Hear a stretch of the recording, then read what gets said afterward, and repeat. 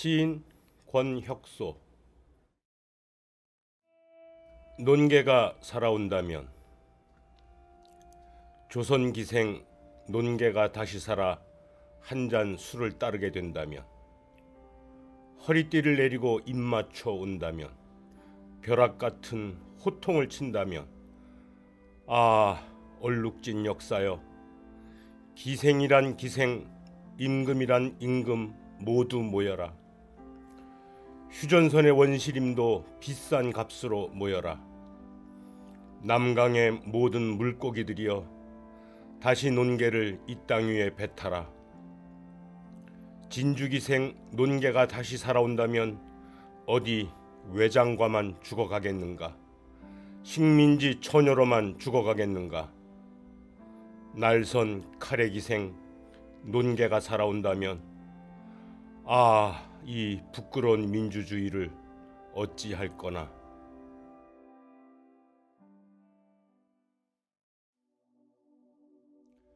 다리 위에서 개천을 내려다보다. 사는 일이 질주와 같아서 여기까지 단숨에 달려왔다. 수백 수천 번을 건넜을 그 다리 위에 단 한 차례 발을 디뎌볼 겨를도 없이, 여기는 다리구나 불안한 인식도 없이, 마치 한 시대와 또 한 시대가 불륜으로 뒤엉키듯 분별 없이 지나왔다. 그런 오늘, 자전거 페달을 잠시 멈추고 다리 위에서 개천을 내려다본다. 물살에 제 몸뚱이를 내어준 모래알이 묻는다.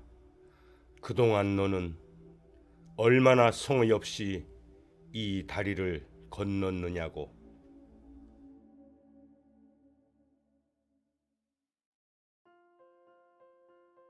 아내의 수사법. 겨울을 살아낸 나무들이 새순을 틔워내는 것을 보면서 아내는 나무들이 길을 잃지 않으려고 가지 끝마다 연두빛 등불을 하나씩 단 것 같다고 아파트 베란다에서 말했다. 가지 끝마다 연두빛 알전구 하나씩을 매단 세상을 희망으로 부풀게 하는 전령들이 성장판이 자라는 고통을 딛고 한 해 한 눈금씩 제 키를 키운다. 아내가 시를 낭송하고 나는 그것을 종이 위에 적는다. 아내의 수사가 봄을 환히 밝힌다.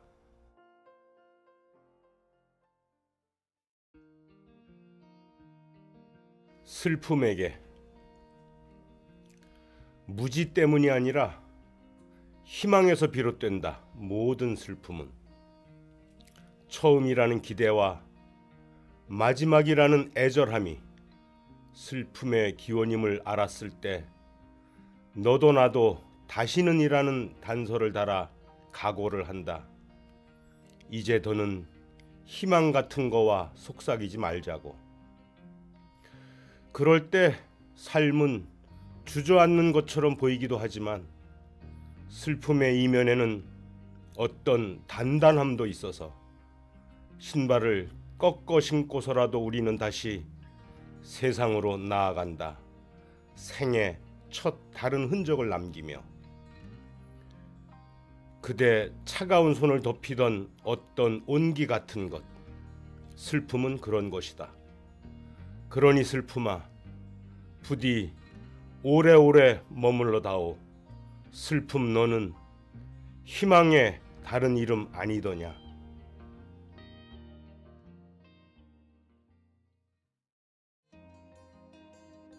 길꽃. 이른 봄부터 늦은 가을까지 트랙터와 경운기와 세레스가 허리 굽은 농군들을 등에 지고 한숨으로 다지고 농약으로 죽이고 굉음으로 흔들었던 길, 그 길에 꽃이 핀다. 봄이라고. 봄꽃이 핀다. 꽃다지, 냉이, 쓴바귀, 투쟁이란 이런 것이라며 길꽃이 핀다.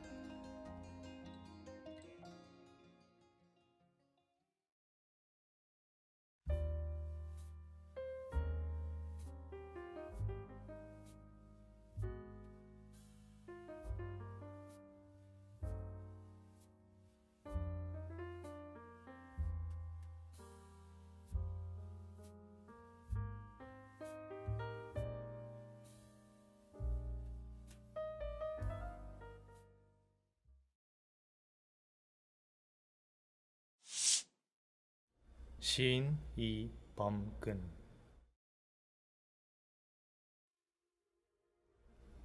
염하기 좋은 나라. 고 김용균. 몸부림치는 거죽과 고요한 골격 사이를 헐겁게 도는 피. 염하기 좋은 나라. 비계를 걷던 팔다리가 뚝뚝 끊어지는데 팔은 바닥으로, 다리는 공중에 남았는데 시멘트 몰탈에 섞인 비명이 곤죽이 되어가는데 11층 난간에서 닛바, 렌치, 스패너가 쏟아지는데 밤새 끓인 쇳물에 간과 늑막이, 약지와 깃볼이 녹아 사라지는데 약속도 속삭임도 깊게 베인 순간엔 흰 뼈가 잠시 보이기도 하는데 울음을 오래 참은 짐승의 가슴팍에서만 그런 정적을 들을 수 있다네. 재에 덮인 몸, 얼어붙은 몸.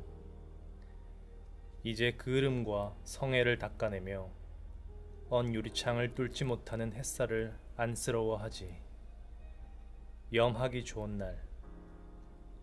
몸 하나가 사라지면 우리가 내딛던 건반의 한 음계가 사라지는 것 같아 노래를 아낄 수밖에. 짐승만 알던 길을 이제 우리도 알고 있지. 발자국이 발자국을 따라잡지 못하는 긴 운구 행렬을 따라 모두 귀를 틀어막고 듣는다.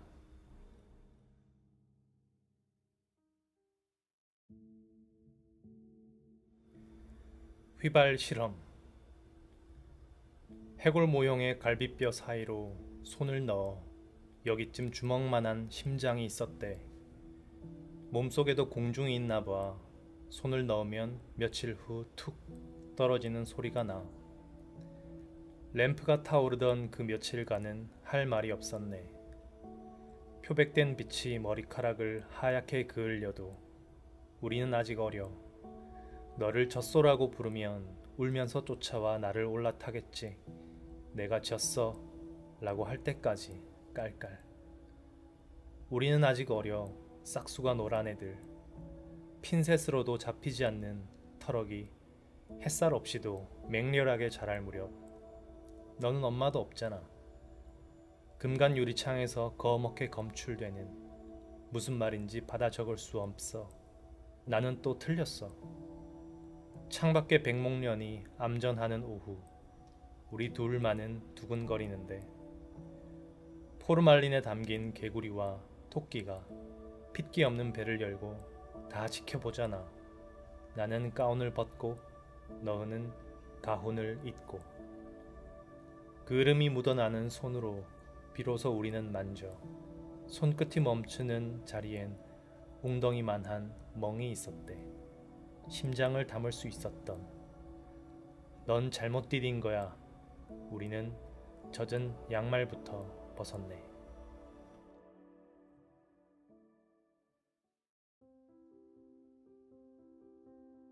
그는 공중이 밉다. 철거 직전의 적산가옥이 박힌 골목. 창틀에 매달린 비명을 받듯 손을 모은 채 구리동전 하나 떨어지지 않는 대신 팔아먹지도 못할 햇살을 후암동 언덕길에 몇 번이나 내다버리며 그는 공중이 가장 미웠다. 어젯밤 급식소에서 마주친 이름 모를 사람. 멱살을 잡고 가래침을 뱉었지. 먹자두빛 눈으로 바닥을 기어가며 지평선을 노려보던 오늘은 그 모든 게 기억나지 않는 그는 이마가 찢어져 있다. 픽딱지처럼 굳은 땅. 다시 이마를 대고 엎드리면 때절은 파카에 잠긴 몸속에서 팅팅 부른 라면 몇 가닥이 시큼하게 올라온다.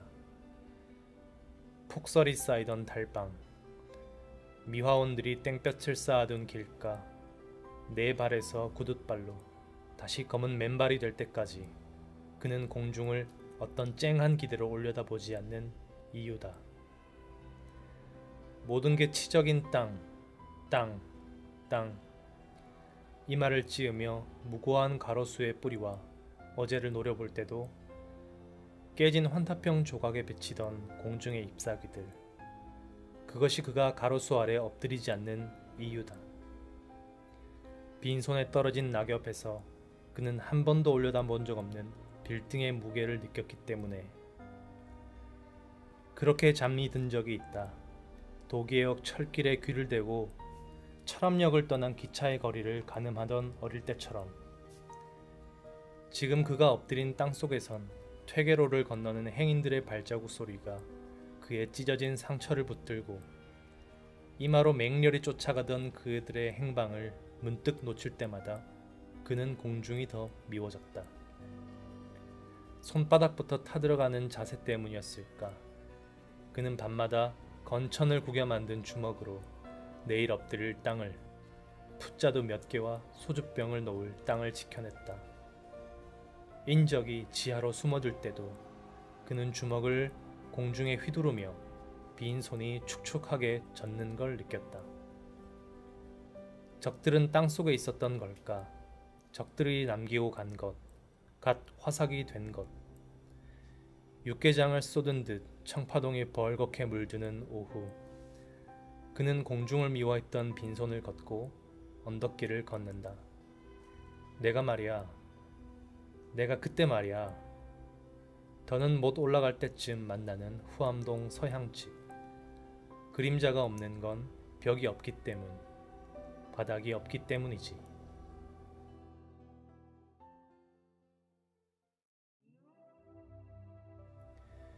재규어에 관한 벡터. 내달려오던 속력을 죽이지 않고 왼발에 힘을 푼다. 비틀렸다 풀리는 풍경 전체의 운동량은 0으로 보존된다. 심장을 다시 조이는 들숨이 눈 속에 파란 불을 켠다. 땅을 디든 오른발이 근원암을 움켜쥘 때 꺾인 방향으로 풀럭이는 갈색 털들이 나선형의 빛에 감긴다. 웅크린 왼발에 이어진 어깨가 내회전하며 턱 아래로 곤두박질 치는 초점. 구겨진 미간이 상악을 들어올린다. 먼 데서 웅크린 냄새가 벌어진 흉곽으로 휩쓸려와 가장 질퍽한 송곳니가 후두에 박힌다. 발굽을 박차며 뒷걸음 칠수록 더 뜨거운 내면으로 다가서는 이촉. 달아날 수 없어 달아오른 핏덩이가 혓바닥을 훑고 꿀렁꿀렁 넘어온다. 아래턱에 물린 지평선.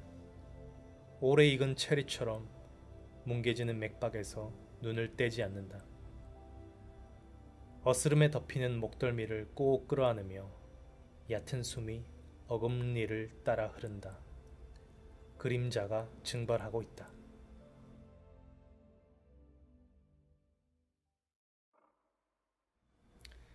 이름을 위한 종례.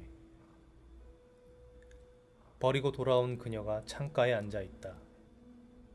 유리창이 닫혀있지만 커튼은 만삭으로 부풀어 일렁인다. 창가라는 말이 있기 전부터 창가에 있던 사람처럼 그녀는 그녀의 일부 같다.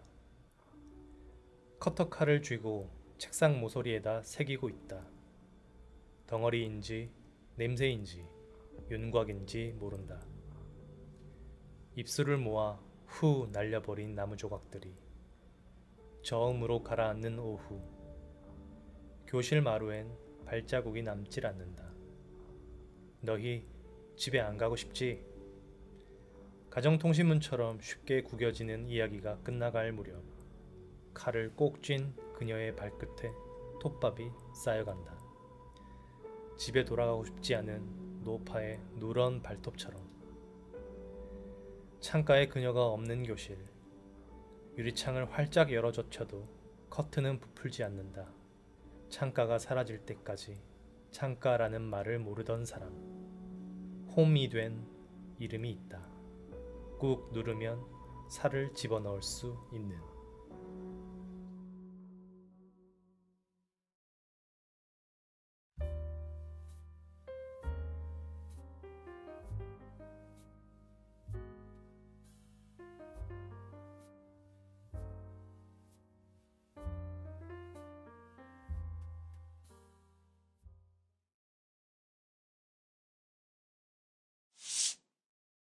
소설가 표명희. 소품. 으슬으슬한 기운에 잠이 깼다. 어깨가 서늘하다. 이불을 끌어당겨 목 주위를 여미고 감싸보지만 별로 나아지는 기미가 없다. 이불을 더 파고든다.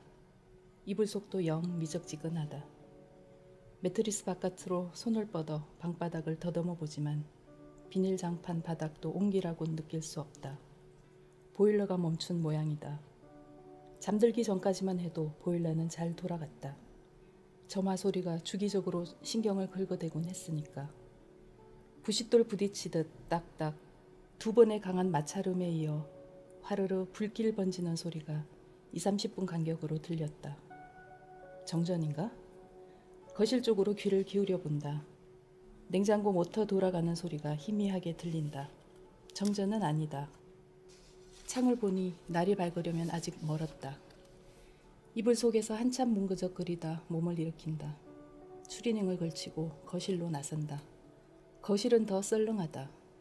전등을 켜고 거실 한쪽 벽에 부착된 보일러 계기판을 살핀다. 정전도 아닌데 계기판이 먹통이다. 저는 스위치를 눌러보지만 반응이 없다. 보일러 본체가 있는 베란다 문을 연다. 칼날 같은 새벽 공기가 얼굴을 핥히며 달려든다. 문을 닫고 일단 후퇴. 서둘러 방으로 돌아온다. 장롱을 열어본다. 여분의 것이라곤 달랑 여름용 혼이불 하나다. 장롱이 이불로 넘쳐났던 적도 있었다. 자취생활을 시작할 때 엄마가 챙겨준 솜이불에서부터 오리털 이불, 누비 이불, 캐시미어, 극세사 이불에 이르기까지 한때 장롱 속에는 시기별로 유행했던 이불이 차곡차곡 쌓여 있었다. 이사 오기 전 필요한 것만 남기고 연출부 소품 담당에게 넘겼다. 살림에 보태 쓰건 소품으로 쓰건 마음대로 하라며. 혼이불이나마 한 겹 더 겹쳐놓고 추리닝을 입은 채 이불 속을 헤집고 든다. 이럴 땐 전기장판이라도 있으면 좋을 텐데 그것마저 옥탑방에서 이사 나올 때 선심 쓰듯 아래층 할머니에게 선물해버렸다. 구질구질한 과거와 결별하듯 홀가분하게. 주름살에 검버섯 투성이 할머니 얼굴이 각시탈처럼 변하던 모습이 눈에 선하다.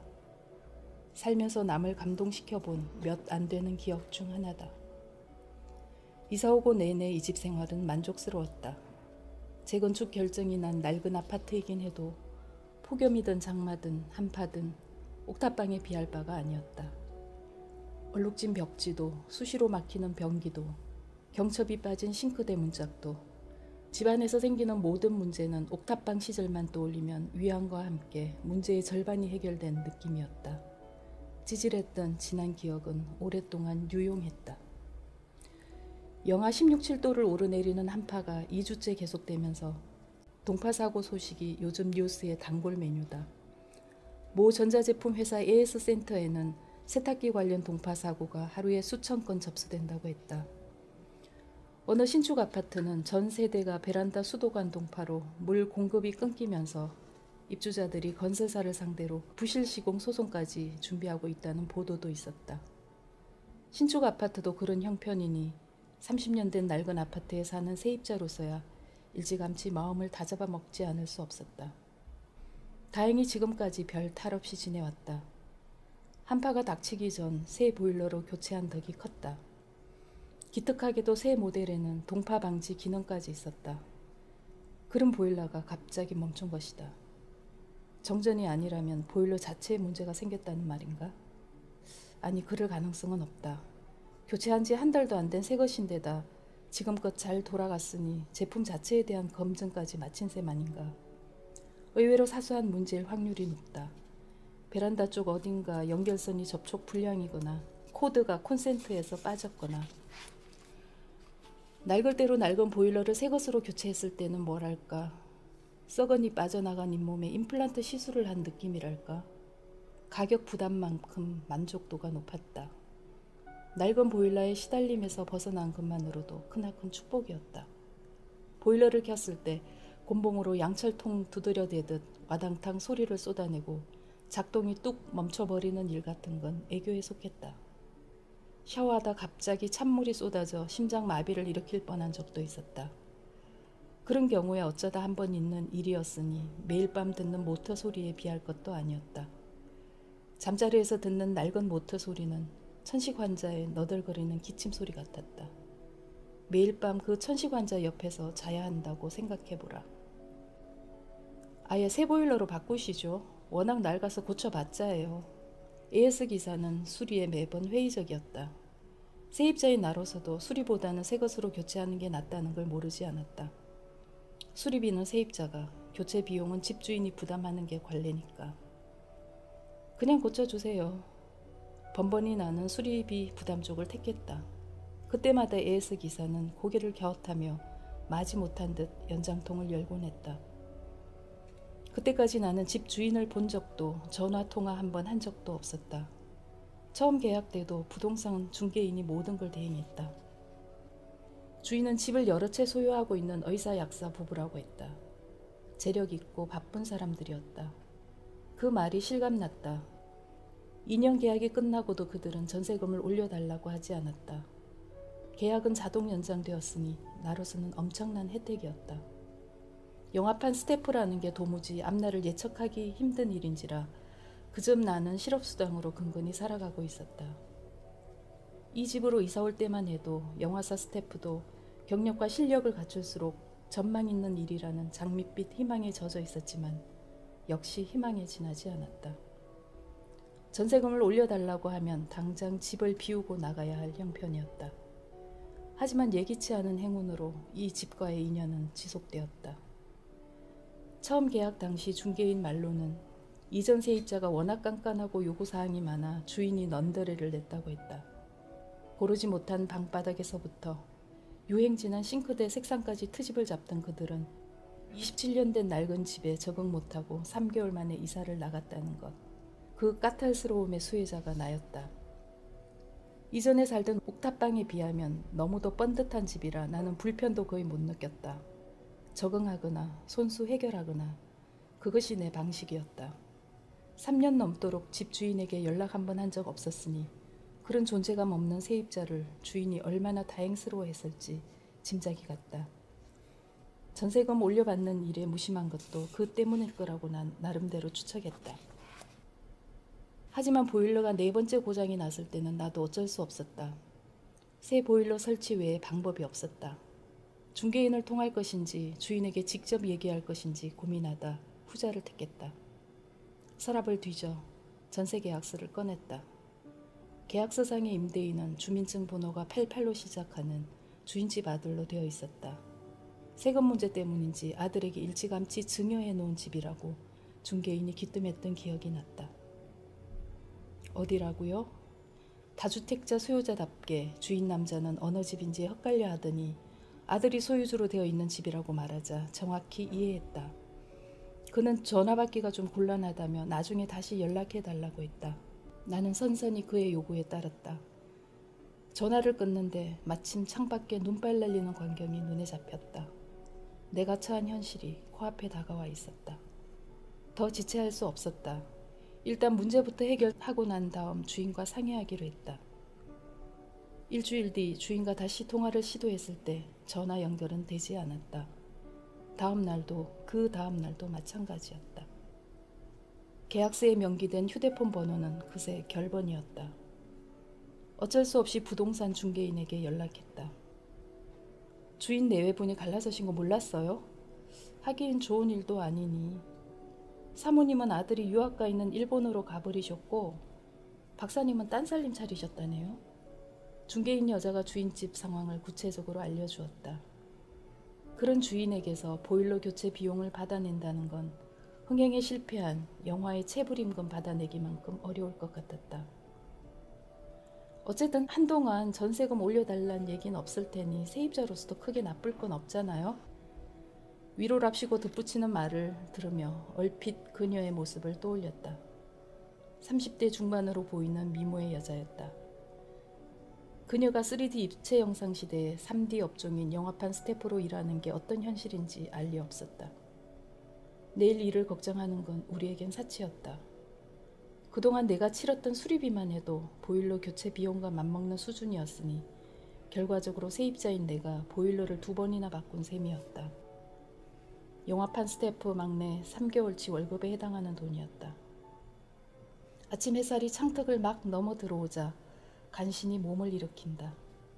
추리닝 위에 패딩 잠바를 걸치고 방을 나선다. 계기판 전선을 따라 베란다로 나가 슬리프를 껴 신는다. 딱딱하게 언 고무 슬리프의 냉기와 질감이 맨발에 고스란히 느껴지는가 싶더니 빠르게 심장까지 전해온다. 보일러를 살펴본다. 본체 코드는 거실 창문 틈으로 나와 있는 전선의 콘센트에 꽂혀 있다. 때가 꼬질꼬질 묻어 흰색인지 회색인지 헛갈리는 전선은 연결 상태가 영 불량해 보인다. 새 연결선을 가져와 바꿔 꽂아보지만 아무런 변화가 없다. 원래 연결선에 문제가 없다는 얘기다. 예측이 빗나갔으니 더 지체할 것도 없다. 기술자 손에 맡겨야 한다. 보일러 본체에 붙은 선명한 스티커에 나와 있는 AS 센트로 전화를 건다. 고장 접수 신고가 많은지 전화는 계속 대기 상태다. 반 시간 만에야 간신히 말이 빠르고 불친절한 여자 상담원과 연결이 된다. 접수한 지 1시간 만에 AS 기사한테서 연락이 온다. 기사는 보일러 상태를 묻더니 1시간 뒤에 방문하겠다고 한다. 약속 시간이 지나도 보일러 수리공은 감감무소식이다. 한겨울 난방 끊긴 집에서 수리공을 기다리는 약속 시간을 초과한 1시간. 그것은 지킬 박사를 하이드로 만들고도 남을 시간이다. 나는 가까운 곳에 살고 있는 후배 A한테 전화한다. 그는 연출부 소품 담당이다. 구하기 힘든 소품은 직접 만들어서 가져올 정도로 손재주가 뛰어났을 뿐 아니라 광속이라는 별명에 걸맞게 속도도 빠르다. 언젠가는 소품을 주제로, 아니 소품을 주연으로 하는 영화를 만들겠다는 꿈같은 꿈을 가진 친구다. 전기난로요? A라면 10분 내로 내게 온기를 전해줄 수 있을 거라는 확신이 있다. 보일러 수리 기사를 기다려야 하기 때문에 내가 지금 꼼짝할 수가 없어서 그래. 내 처지를 하소연하듯 말한다. A는 중요한 일을 의논 중이라 당장은 힘들다고 한다. 지난번 영화 작업 그거 돈 받아 내야죠. 소송까지도 고려 중이에요. 머뭇거리다가 그가 설명을 덧붙인다. 1년 넘도록 받지 못한 체불 임금 문제다. 제작사 역시 개봉 못한 책임을 감독과 스태프들의 제작비 남용과 불성실한 작업 탓으로 돌리며 만만찮게 대응해왔다. 나도 스태프로 참여했던 작업이지만 문제가 간단치 않아 이미 포기했던 일이다. 선배야 원래 이런 일에 소극적이니까 일이 좀 진척되고 나면 얘기하려고 했죠. A가 내게 알리지 않은 이유를 변명하듯 덧붙인다. 그러고는 의논이 끝나는 대로 연락하겠다며 전화를 끊는다. 이상하게도 상실감이 몰려온다. 거사에서 소외되어서가 아니라 10분 난로에 대한 기대가 깨졌기 때문인 것 같다. 마침 초인종이 울린다. 수리공인 모양이다. 서둘러 현관문을 연다. 눈만 빼꼼 내놓고 검은 목도리로 목과 얼굴을 친친 두른 얼핏 복면강도를 연상시키는 남자가 연장통을 들고 서 있다. 남자는 목도리를 살짝 끌어내리며 조금 전 통화했던 보일러 기사라고 하얀 입김을 내뿜으며 자신을 소개한다. 반갑다. 복면강도 아닌 연쇄 살인범 같아 보여도 반가웠을 거다. 얼어 죽느니 온기 있는 남의 손에 죽는 게 낫겠다는 생각은 이런 상황이면 누구든 멀쩡한 정신으로 할 수 있다. 한파에 보일러 끊긴 집에서 하룻밤 지새보면 사람의 상상력이란 게 얼마나 무모하게 대책 없이 뻗어나가는지 실감할 수 있다. 수리공은 계기판부터 살핀다. 이것저것 눌러보아도 아무 반응이 없자 그는 보일러 본체를 봐야겠다고 말한다. 나는 베란다 문을 연다. 반투명 유리창에 낀 성에가 햇빛에 날카롭게 반짝인다. 수리공은 연장통에서 드라이브를 꺼내 본체 뚜껑이 있는 나사를 풀기 시작한다. 손이 얼었는지 드라이브가 한 번씩 그의 손에서 미끄러진다. 때론 나사못이 바닥에 떨어지기도 한다. 그때마다 나는 긴장하며 나사를 조심스레 주워 챙겼다. 크고 복잡한 기계가 작은 나사못 하나 때문에 작동이 안 되는 경우를 종종 봤기 때문이다. 마지막 나사가 풀리면서 마침내 덮개가 떨어져 나온다. 보일러가 속을 훤히 드러낸다. 모터, 물통, 트랜스, 점화기기 등의 부품이 빼곡히 들어차 있고 아래쪽에는 사각의 플라스틱 프레임 안에 색색의 가느다란 선들이 신경가닥처럼 모여있다. 새 보일러답게 부품들이 하나같이 깨끗하고 색이 선명해 기계 자체는 아무 문제가 없어 보인다. 수리공이 기체 점검을 위한 장치를 꺼낸다.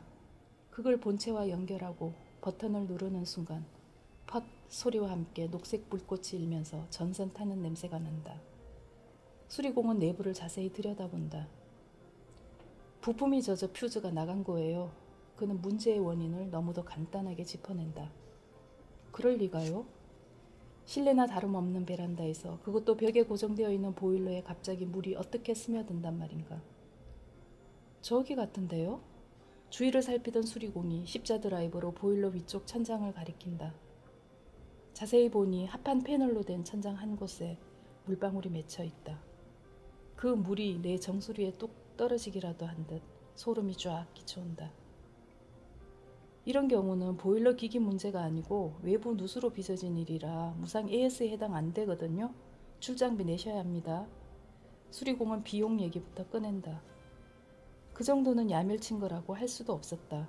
다음에 따라붙는 말에 비하면. 일단 젖은 게 말라야 하니까 다 마르고 나면 연락 주세요. 수리공은 무심히 한마디 던지고는 연장을 챙기기 시작한다. 놀란 나는 엉겁결에 기사의 소매를 붙잡는다. 군청색 자금용 잠바에 차갑고 매끈한 질감이 전해오자 아차 싶어 슬그머니 손을 놓는다. 어차피 지금은 손도 못 대요. 물기가 완전히 말라야 하니까요. 그는 간단하게 설명하고 돌아선다. 현관을 향해 가던 수리공이 뭔가 빠뜨렸다는 듯 다시 돌아선다. 만약의 경우 보일러를 완전히 교체해야 될지도 몰라요.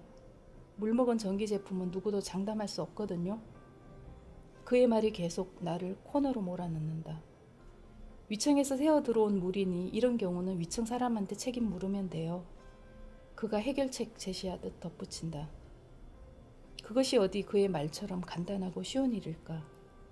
영화판 스태프로 몇 년 일해본 사람이라면 어떤 일이든 낙관하지 않는다.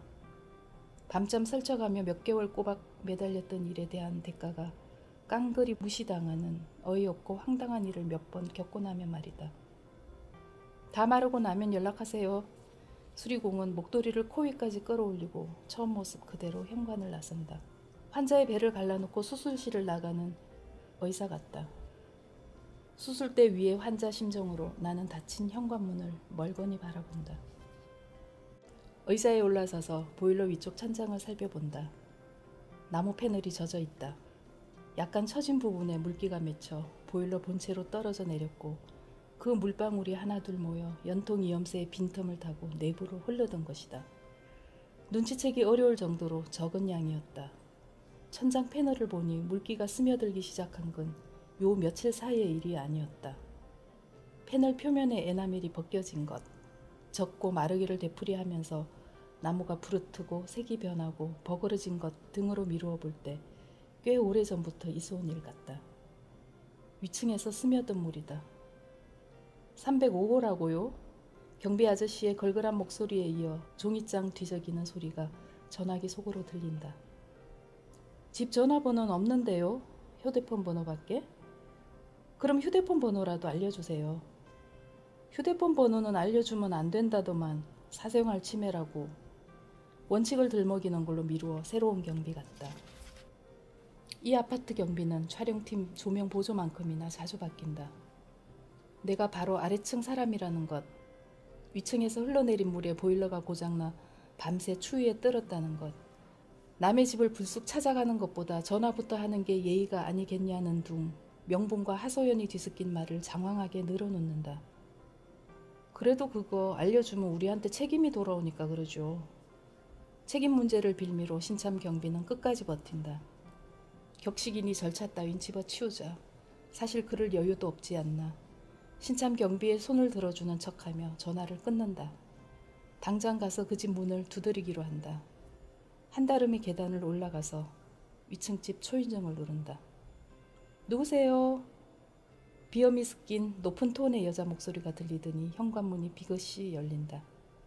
30대 초반쯤으로 보이는 귀여운 인상의 여자다. 놀랍게도 반팔 면 원피스 차림이다. 스누피 얼굴이 그려진 박스형의 분홍색 원피스. 스누피의 미소가 이토록 따뜻하고 흐뭇한 것이었던가. 섭씨 10도 정도의 온도는 충분히 높여주는 미소다. 아래층 사람이라고 밝히자 305호 여자는 이 아파트 주민으로 늦게 편입한 사람답게 공손하게 인사를 건네온다.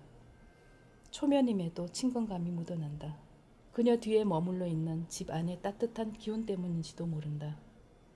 여자를 사이에 두고 찬 공기와 따뜻한 공기가 또렷이 경계를 이루고 있다. 내 눈길은 이미 그녀 등 뒤에 온기로 그득한 신뢰를 탐하고 있다. 내 집 사정을 내비치며 나는 그녀에게 베란다를 보여줄 것을 부탁한다. 우리 집은 그럴 일 없는데? 여자는 은근히 긴장하는 눈치다. 나의 간곡한 부탁에 여자는 문 안쪽으로 비켜서며 내가 들어가는 걸 허락해준다. 집 안은 훈훈한 정도가 아니라 후텁지근하다. 안경이 부옇게 흐려온다. 여자가 재빨리 신발장 위에 티슈 한 장을 뽑아 내민다. 눈치 빠르고 센스 있는 여자다.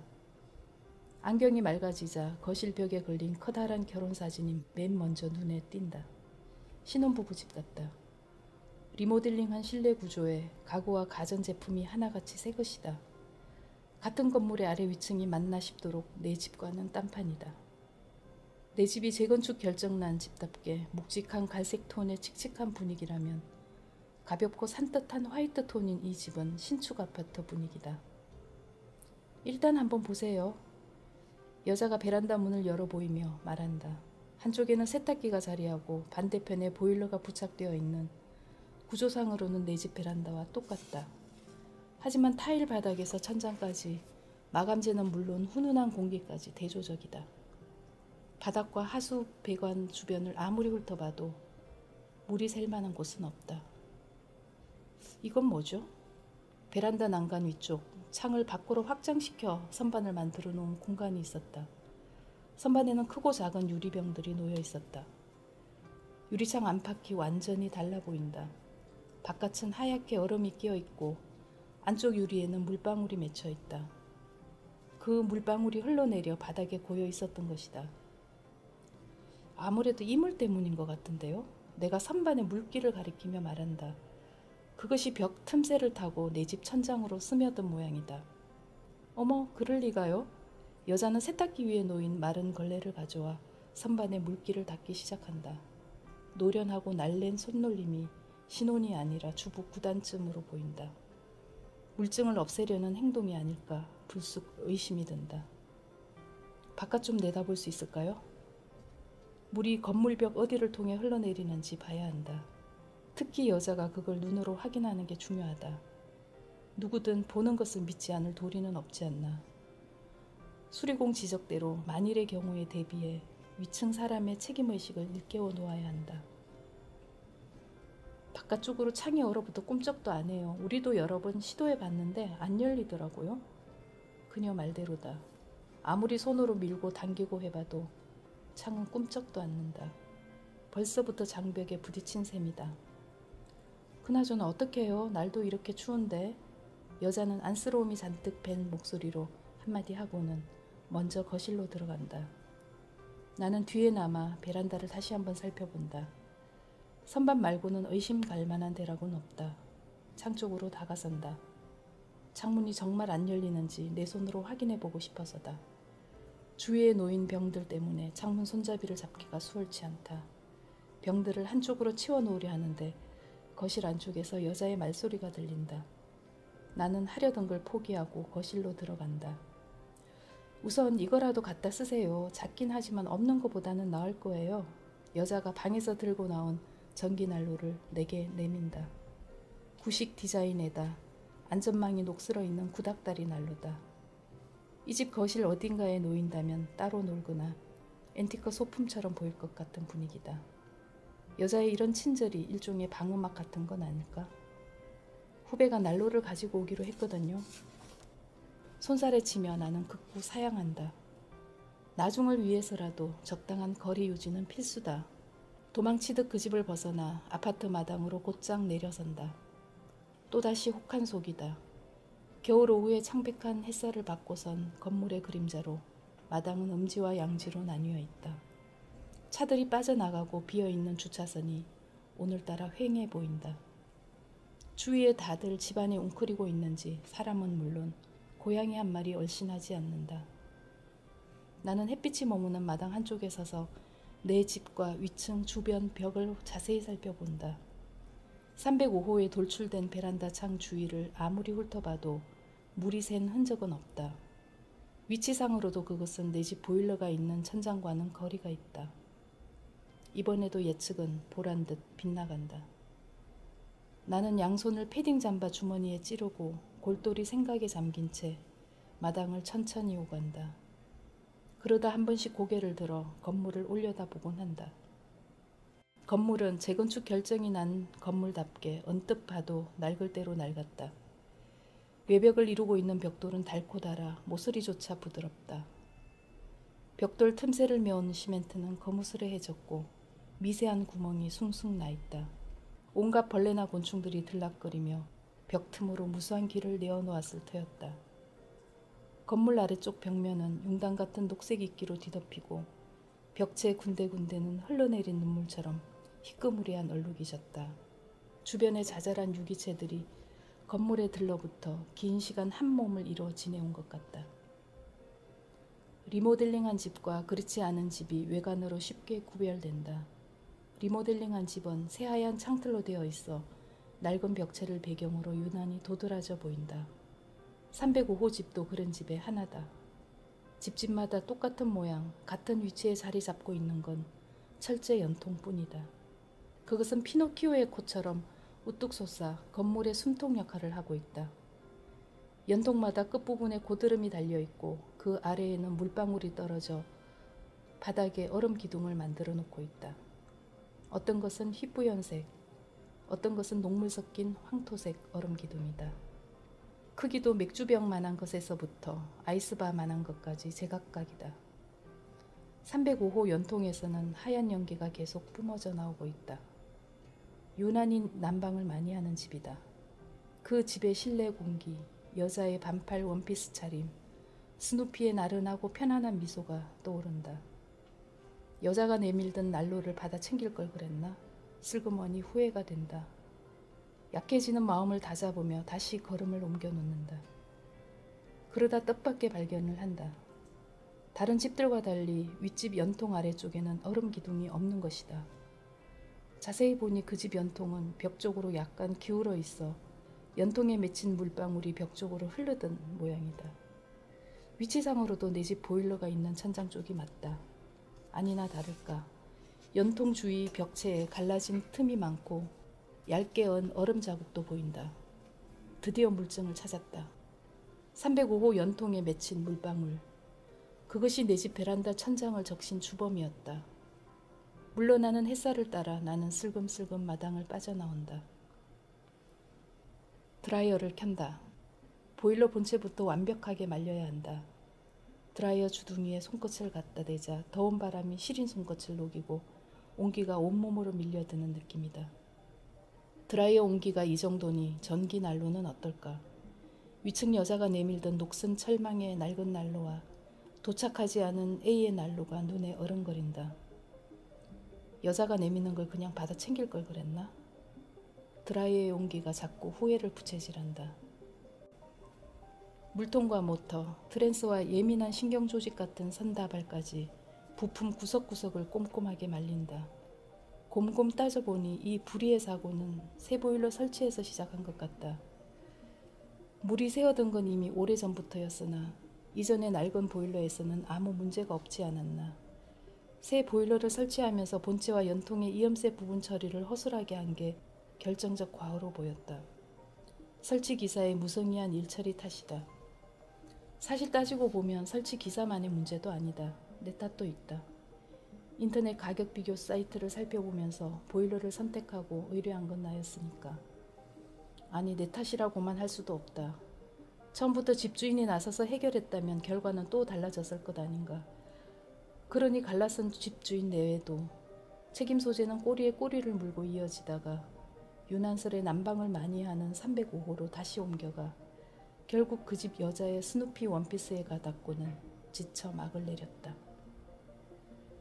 저 보일러 다 말렸는데요. 드라이어로 꼼꼼하게 수리공에게 전화해 임무 완수를 알린다. 예약된 집들 처리 끝나는 대로 연락할게요. 수리공은 용건만 말하고 이내 전화를 끊는다. 후배 A한테서는 여전히 연락이 없다. 소품 담당이 딴 일을 도모하는 건 쉽지 않은 모양이다. 광속이 전혀 제 기능을 못하고 있다.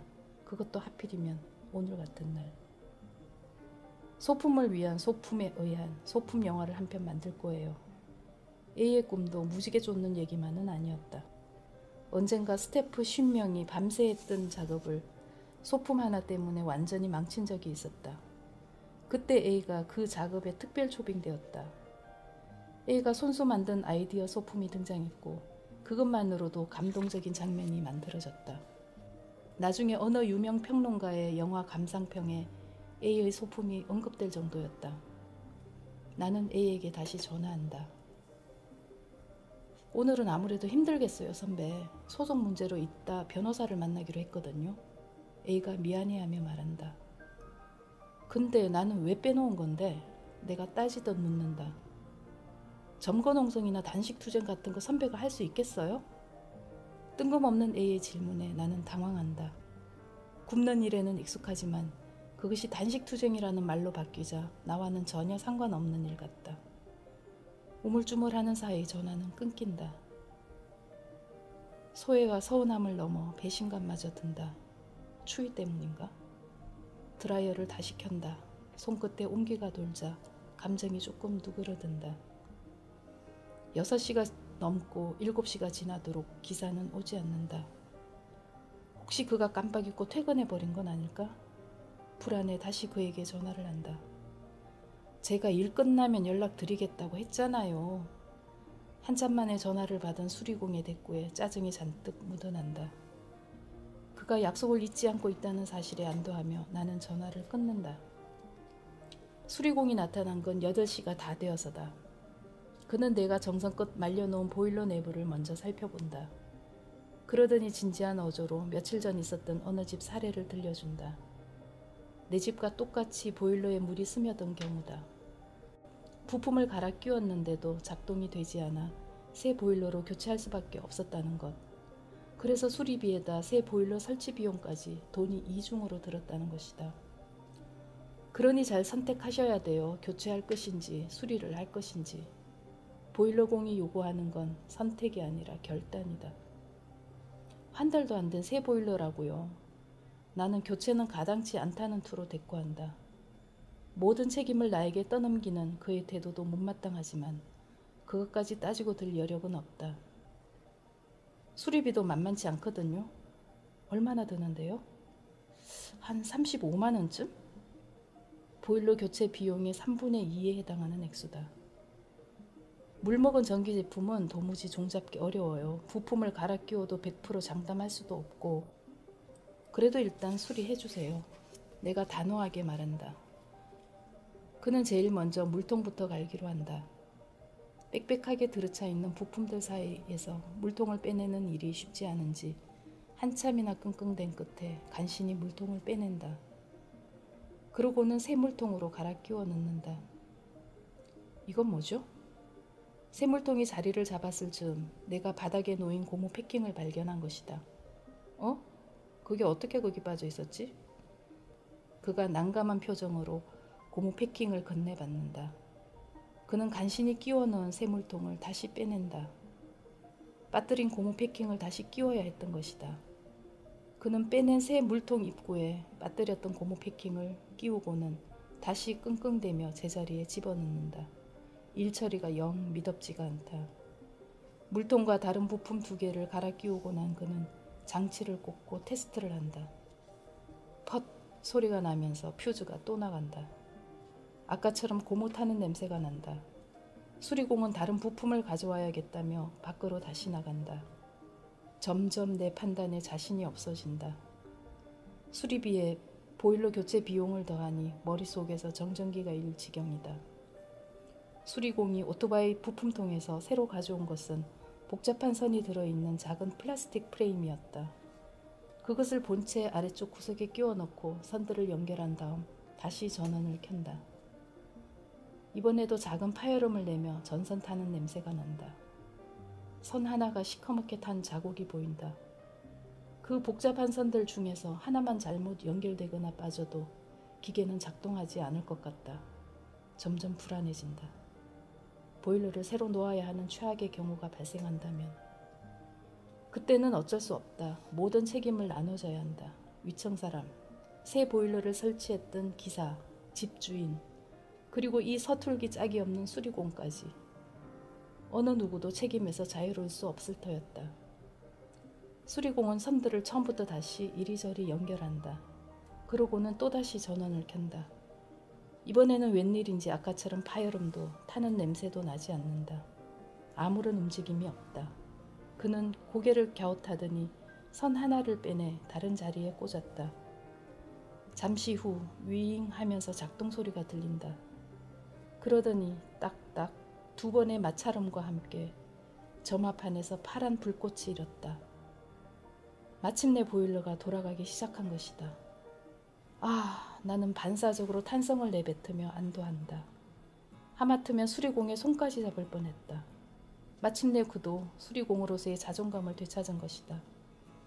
나의 못마땅했던 감정도 불안도 씻은 듯 사라진다. 역시 그는 기술자였다. 일을 성공적으로 마무리한 그는 연장통을 챙기기 시작한다. 손놀림이 아까와는 달리 경쾌해 보인다. 뭐 하시는 거예요? 수리공이 의아해하며 내게 묻는다. 내가 폰 카메라로 빠져나온 부품들을 찍는 걸 보면서였다. 아, 증빙 자료 남기는 거예요? 나는 마지막으로 그에게 계산서를 부탁한다. 네? 부품 이름까지 적어달라고요? 기사가 의아한 눈빛으로 되묻는다. 그래야 돈 받아내기가 수월해요. 요즘에는 다들 구체적으로 따지고 들거든요. 그래서 계산서에다 사진 자료까지 첨부해야 해요. 누구한테요? 궁금해하며 묻는 그에게 나는 집주인과 위층 사람 그리고 새 보일러 설치기사까지 차례로 언급한다. 설치기사도요? 뜻밖이라는 듯 그가 되묻는다.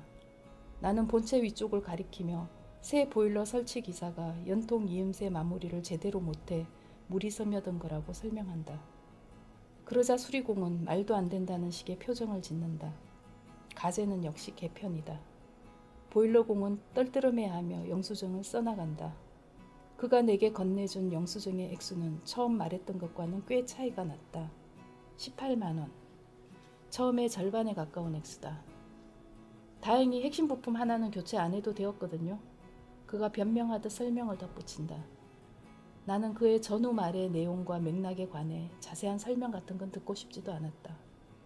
지금은 보일러가 돌아간다는 사실, 그 즐거움을 훼손하는 어떤 일도 하고 싶지 않은 것이다.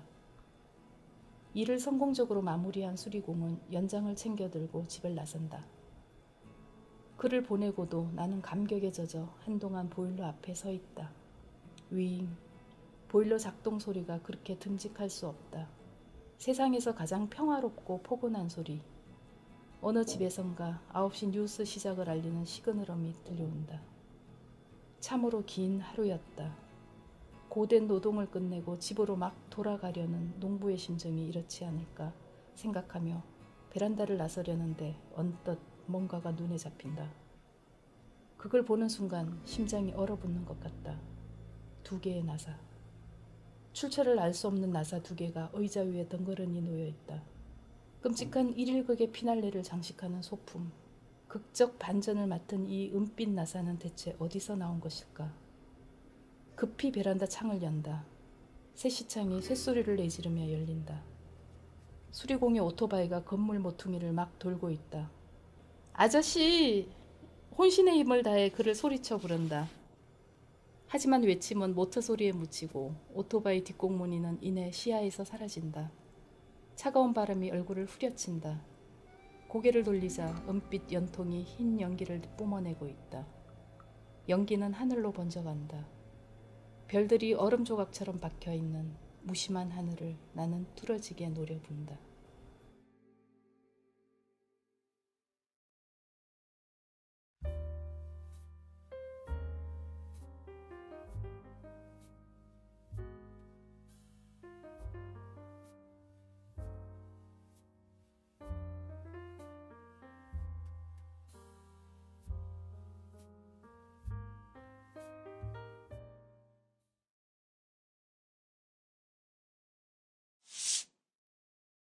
소설가 이유리.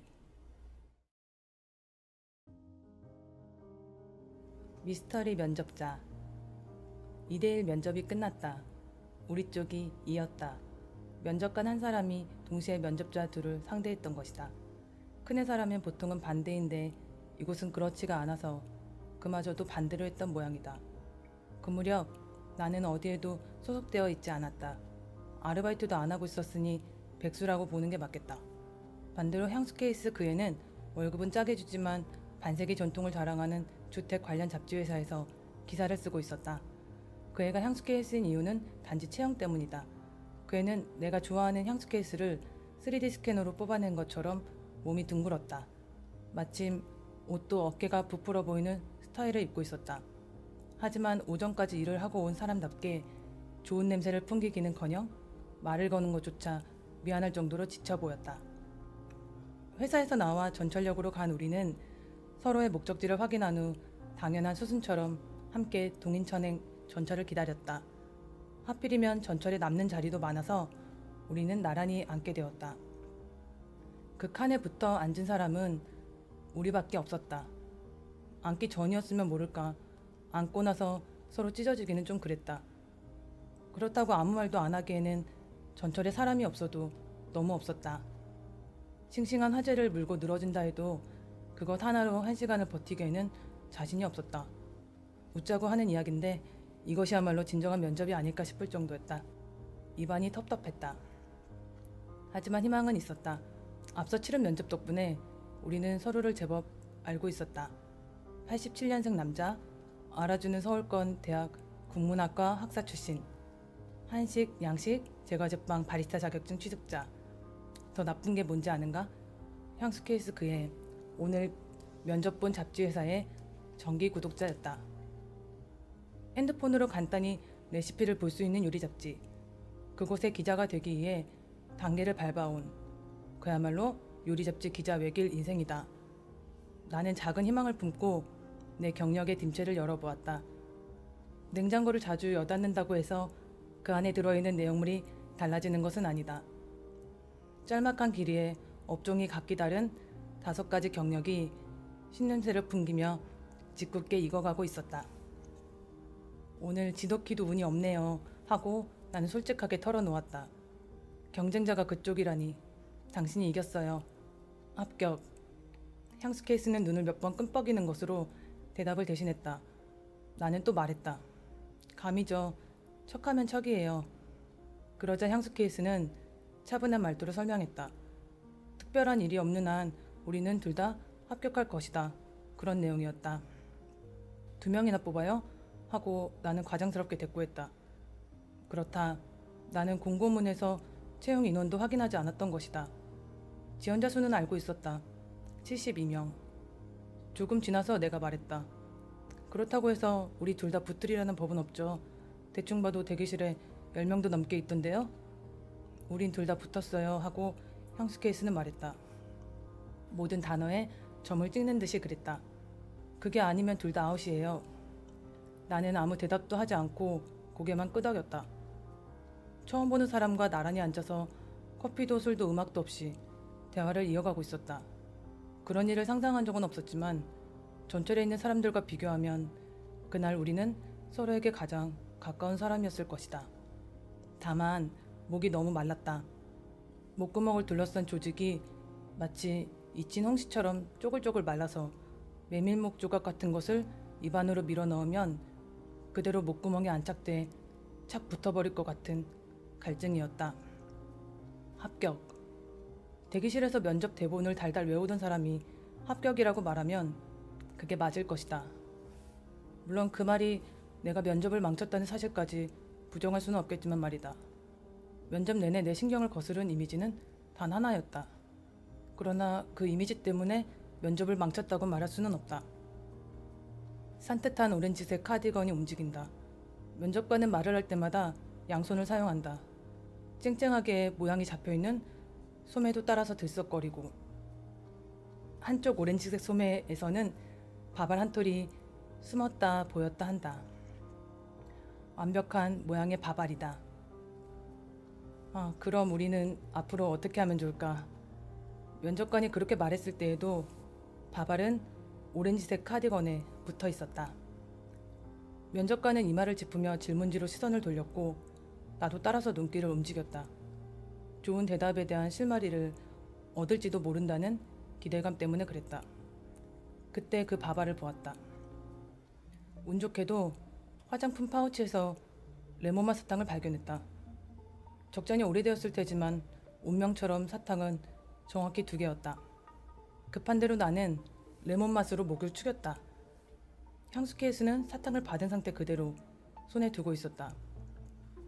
까만 벽, 끝끝내 따라와 움직이는 컬러풀한 광고.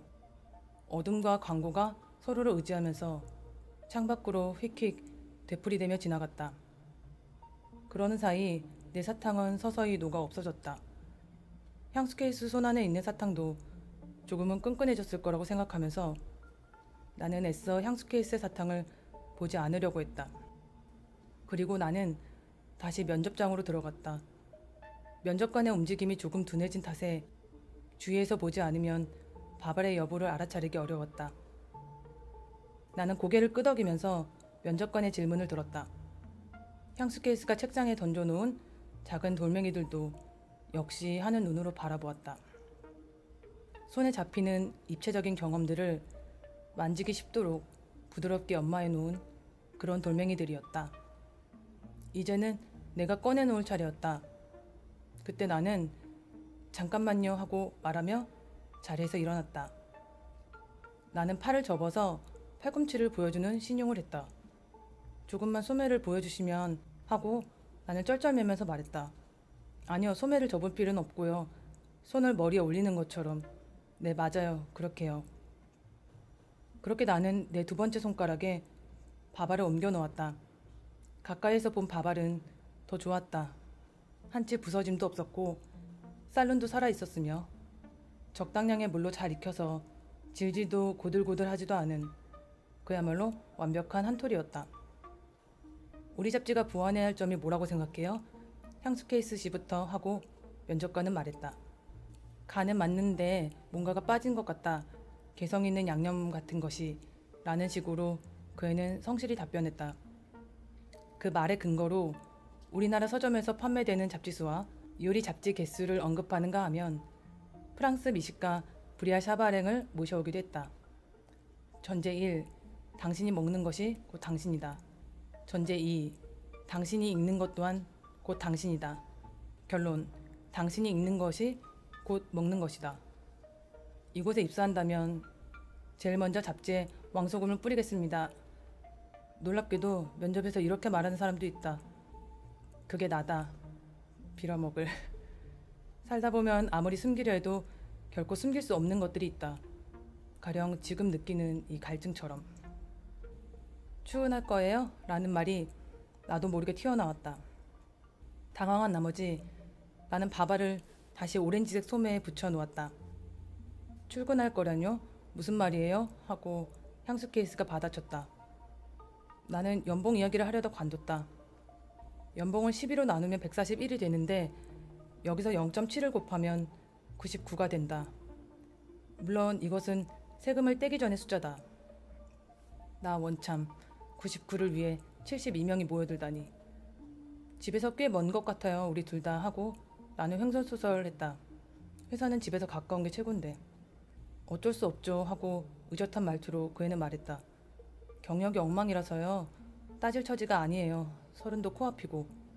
네? 최고던데요? 지금도 기자로 일하고 있잖아요. 말이 좋아 기자죠. 사실 건축사 사무소에서 보내준 글을 조금 손보는 일에 불과해요. 그렇게 말하면서 그 애는 내 얼굴을 찬찬히 들여다보았다. 설마 면접 때 모든 것을 털어놓나요? 그런 타입은 아니죠? 그런 타입이라. 나는 고개를 저으면서 화장품 파우치를 뒤적였다. 그리고는 제자리에 붙어있는지 확인하려는 식으로 입술을 만졌다. 아직도 열정거장이 넘게 남아있었다. 인내심을 가지고 조금씩 침을 모아서 한 번에 삼켰다. 하지만 침은 내장에 닿기도 전에 목구멍 입구에서 증발해버린 것 같았다. 애초에 침 자체가 부글거리는 거품뿐이었는지도 모른다. 신도림역에서 내려야겠다고 생각하면서 나는 조금 더 참아보기로 했다. 나는 웃으며 향수 케이스에게 속삭였다. 내가 고추장을 만들어봤을 것 같아요? 하고. 그러자 몇 시간 전에 보았던 면접관의 표정을 향수 케이스의 얼굴에서 다시 볼 수 있었다. 면접관으로부터 자신 있는 요리가 무엇이냐는 질문을 들었을 때 향수 케이스는 라면을 끓이는 방법을 설명했다. 고춧가루 파로 기름을 내고 어쩌고 오는. 나는 간신히 하품을 참았다. 동시에 새로운 대답을 해야 한다는 생각에 부담스러웠다. 저는 고추장을 담가봤습니다. 그런 것들도 요리라고 말할 수 있다면 말이죠. 오렌지색에 우아하게 붙어있던 밥알 한 톨은 위기 때마다 나를 구했다. 나는 거짓을 말할 때마다 일부러 밥알에 집중했다. 그러면 내가 만들어낸 과거의 경험들은 어떻게든 그곳까지 도착했다가 상황이 끝나면 능청능청 면접장을 빠져나갔다. 정말로 경력에 문제가 있어요. 이력서에 적지 못한 것들이 꽤 있어요. 하고 향수 케이스는 혼잣말을 하듯이 중얼거렸다. 이해가 안 돼요. 어쨌든 경력은 경력이잖아요. 없는 것보다 낫지 않아요? 없는 게 나아요. 면접에서는. 다음 역을 알리는 성우의 목소리가 들려왔다. 신도림역이었다.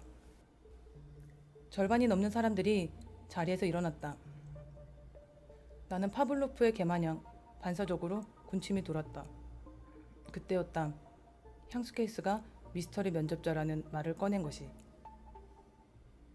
미스터리 면접자로 일한다고 말했어요. 라고 향수 케이스는 이야기를 시작했다. 함께 학보사에서 일했던 사진기자가 있었어요. 영문학과생이었는데 사진이 전공으로 느껴질 만큼 늘 카메라를 메고 다녔죠. 주말에는 결혼식 사진을 찍어주는 일로 돈을 번다고 들었어요. 그래서였는지 선배는 늘 바빴어요. 하지만 뭐랄까 평범한 축에 속했어요. 특별히 잘생기지도 그렇다고 눈에 띌 정도로 못생기지도 않았고 성격도 무던한 편이었죠. 문제가 생겨도 크게 화를 내거나 슬퍼하는 내색을 하지 않았어요. 물론 기쁜 일이 있어도 반짝 웃고 이내 원래대로 돌아왔죠. 한결같은 사람, 좋은 사람, 그런 타입이었어요. 그 선배. 미스터리 면접자라뇨? 그러니까 그 선배가 미스터리 면접자다 뭐 그런 뜻인가요? 하고 허둥대며 내가 질문했다. 성격이 급한 줄은 짐작하고 있었지만 이번에도 핵심을 빨리 캐치했네요. 하고 향수 케이스는 말했다. 2달도 더 지난 이야기예요. 누군가가 청첩장을 주는 자리에서 선배를 다시 만났어요.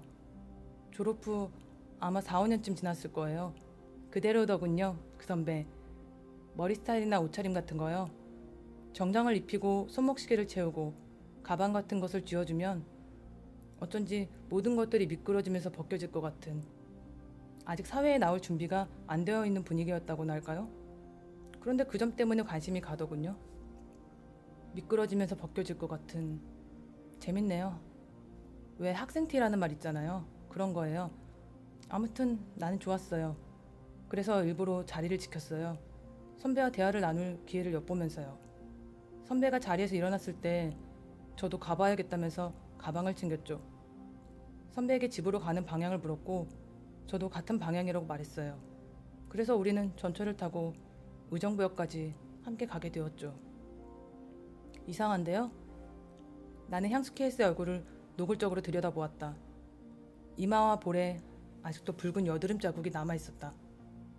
그렇게까지 따라갈 이유가 뭐예요? 대화 좀 하게 카페라도 가자고 말하면 될 일이지. 음흉하게 그렇게 할 필요까진 없어 보이는데? 귀찮았으니까요. 대화를 하려고 카페니 뭐니 가는 거요. 나는 무의미하게 고개를 끄덕이면서 입맛을 다셨다. 서울을 벗어난 전철은 갑자기 둔탁하게 한번 덜컹대더니 그제야 숨을 돌린다는 듯 천천히 움직이기 시작했다. 다시 생각해보니까 어디 가서 대화를 나누자 그런 생각도 안 하고 그냥 선배를 따라갔던 것 같아요. 선배는 분명 달라져 있었어요. 그런데 그게 뭔지를 모르겠는 거예요. 혹시 썸 같은 걸 기대한 건가요? 전 남자 취향은 아니에요. 그때는 연애 같은 걸 생각할 시기도 아니었고요. 오늘도 순전히 면접 때문에 그 선배 생각이 났어요. 솔직히 말하면 어젯밤부터 그 선배 생각을 했어요. 그 사람이 미스터리 면접자라서 그런 거죠? 세정거장 후에 내가 내려야 하는 전철역에 도착한다. 나는 잠시 고민하다가 내릴 생각을 포기하고 향수 케이스 쪽으로 반쯤 몸을 돌렸다. 대수롭지 않은 이야기일 것이 뻔했다. 하지만 끝까지 듣지 않는다면 내일부터 그 선배를 생각하는 것은 내 쪽이 될 것이다. 예정된 전철역에 내린다고 해서 딱히 참석해야 할 약속이 있는 것도 아니었다. 아직도 사진 일을 하느냐고 물었더니 선배는 아니라고 말했어요. 그런 식으로 서로 안부를 주고받았죠. 그런데 취업 준비 중이라는 내 사정을 듣자 선배가 대뜸 제키 주머니에서 뭔가를 꺼내는 거예요.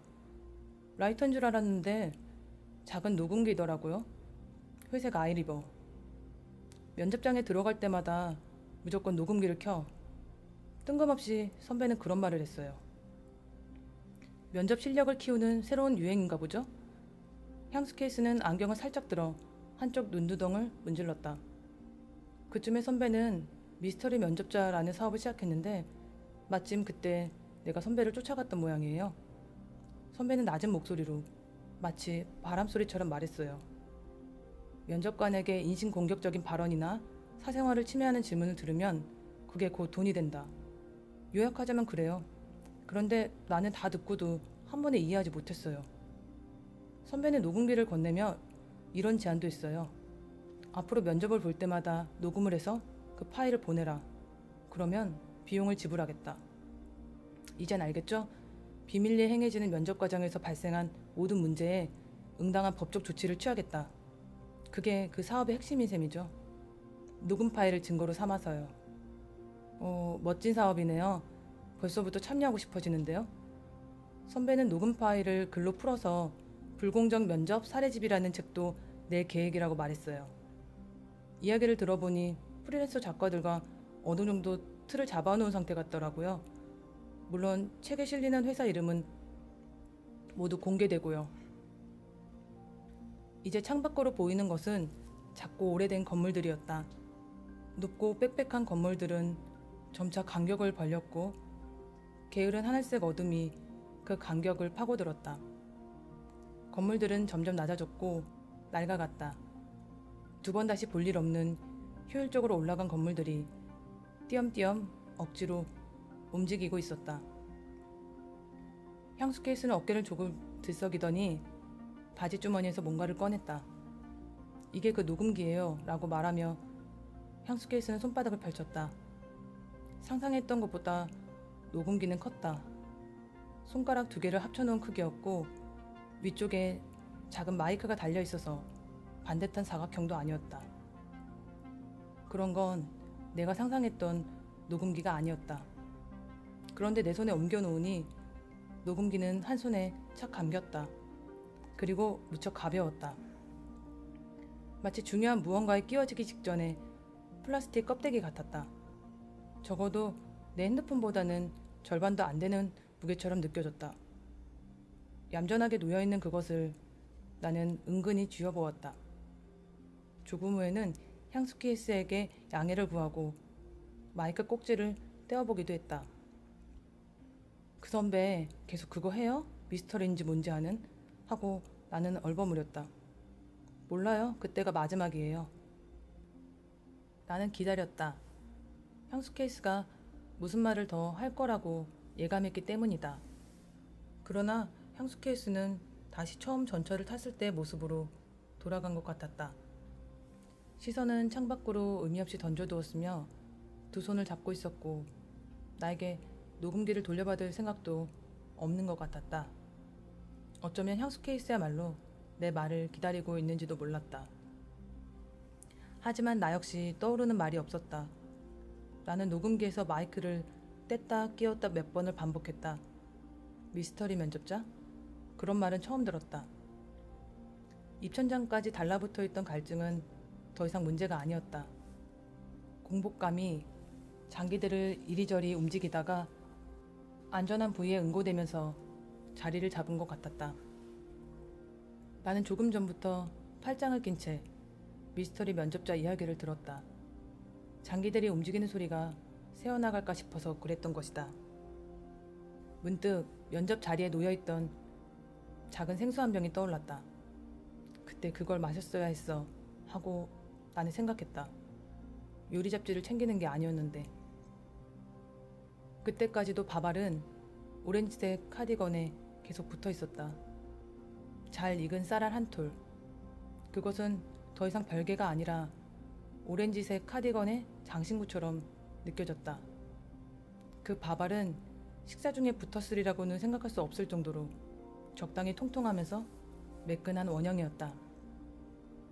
대기실에서 그 사람 생각을 했죠? 하고 나는 말했다. 그리고 어떻게 하지 못해서 양쪽으로 탁구를 치듯이 녹음기를 주고받았다.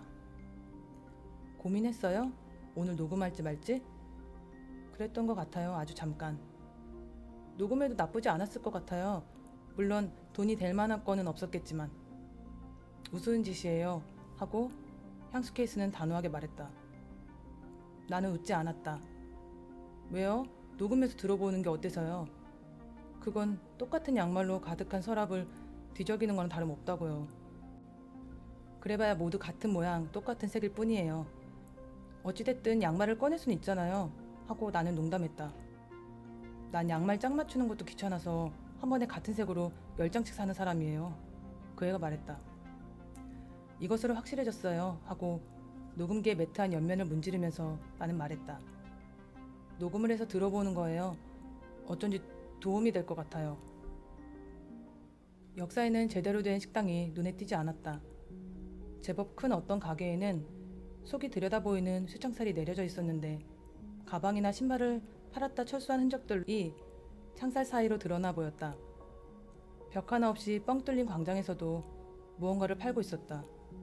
유자차와 도라지 조청, 고추장 같은 전통 식품들이 유리병에 담긴 채 진열되어 있었다. 판매하는 사람은 보이지 않았다. 나는 시야에 들어온 카페로 들어갔다. 내가 메뉴판 앞에 서자 계산대 아래에서 불쑥 머리가 올라왔다. 여자애는 프릴이 붙어있는 하얀 앞치마를 입고 있었다. 내가 오랜만에 찾아온 손님이었는지 직원은 내 입에 시선을 내려놓은 채 멍하니 서 있었다. 유리 진열대에는 곰돌이 모양으로 찍어놓은 앙증맞은 빵이 한 상자에 12개씩 담긴 채 놓여 있었다. 진짜 빵인지 모형인지 분간이 안 갔다. 1.2라고 적힌 표시판은 아마도 가격일 것이다. 빵을 낱개로 살 수도 있나요? 하고 나는 물었다. 아니요, 선물용으로 나온 거라서요. 하고 직원이 말했다. 나는 곰돌이빵 한 상자와 따뜻한 우유를 주문하고 자리에 앉았다. 탁자에 핸드폰을 내려놓고 손을 허공으로 들어올리니 손이 미세하게 떨렸다. 무언가를 먹지 않고서는 한 발자국도 걸어나갈 수 없을 것 같았다. 나는 팔짱에 몸을 의지한 채 역사를 바라보았다. 카드를 찍는 기계가 보였다. 지나는 사람은 거의 없었고 가끔 나타나는 사람들은 세월의 다른 나이테 자국들로 가득한 사람들이었다. 나는 아무 생각도 하지 않았다. 오로지 몸속에 뭔가를 집어넣고 싶은 욕구뿐이었다. 그때 핸드폰이 울렸다. 모르는 번호였다. 핸드폰을 쥔 채 망설였다. 그러나 결국 받았다. 예요 하고 상대는 밝게 말했다. 중요한 앞부분을 못 들었음에도 나는 가만히 들었다. 사실 상대가 누구인지 대충 짐작은 하고 있었다. 상대의 이야기가 길어질수록 그러한 예측은 확신으로 바뀌어갔다. 하지만 동시에 혼란스러웠다. 직원이 머뭇거리며 다가오더니 내 자리에 쟁반을 두고 돌아갔다. 상대는 전화가 끊긴 줄 알았는지 여보세요? 하고 되물었다. 나는 그때까지도 듣고만 있었다. 상대의 목소리를 듣는 동안 오전에 만났던 면접관의 이미지를 겨우 머릿속에서 찾아냈다. 승무원 유니폼처럼 느껴지던 밝은 청록색 셔츠, 단정하게 말아올린 머리, 선을 또렷하게 그린 벽돌색 입술. 입꼬리가 기묘하게 올라가 있던 그 입술이 지금은 내 귀에 말하고 있다. 고민하고 말 것도 없었다. 이 통화에서 내가 할 말은 두 가지 중 하나였다. 한다, 안 한다. 그런 다음 전화를 끊고 음식을 먹으면 그만이다. 탁자에는 먹을거리처럼 느껴지지 않는 기다란 하얀 상자와 따뜻한 우유가 담긴 머그컵이 있다. 상자는 곰돌이 이미지로 꾸며져 있었는데 그 곰돌이도 마찬가지로 프릴이 달린 하얀 앞치마를 입고 있었다. 상자는 X자로 감긴 줄로 예쁘게 묶여 있다. 나는 핸드폰을 반대편 손으로 바꿔 들었다. 여보세요? 하고 상대는 건조하게 되풀이했다. 네 하고 나는 말했다. 상대는 전화가 잘못된 줄 알았어요 라고 말하면서 서둘러 통화를 마무리하려 했다. 아까 말씀하신 홍보 업무라는 게요 하고 나는 자신 없는 투로 중얼거렸다. 회원들에게 전화로 좋은 매물을 알려주는 일이라고 하셨죠? 나는 상자를 칭칭 감고 있는 줄을 잡아당겼다. 네 맞아요. 저희 고객들은 좋은 매물을 원하지만 부동산에 들릴 시간은 없는 아주 바쁜 분들이라서요. 상대는 말하고 있었다. 하지만 입사하시면 계약서를 관리하는 업무부터 하게 될 거예요. 걱정하지 마세요. 우리는 서로에게 친절하게 대했다. 전화를 끊고 나는 잘 찍어 나온 곰돌이 한 개를 입속에 넣었다. 차게 식은 예쁘기만 한 팥빵이었다. 어째서 전철역에서 파는 것들에는 죄다 팥이 들어있는지 이해가 안 된다. 가게에 떠도는 음식 냄새도 없어서 뭐가 뭔지 추측할 수도 없다. 내가 먹고 싶은 건 이런 게 아니었는데. 그러나 속으로 따져봐야 바뀌는 건 없다. 먹거나 먹지 않거나. 한 화면에 두 가지 요소쯤 마련되어 있고 나는 그중 하나를 클릭한다. 거의 그런 식이다.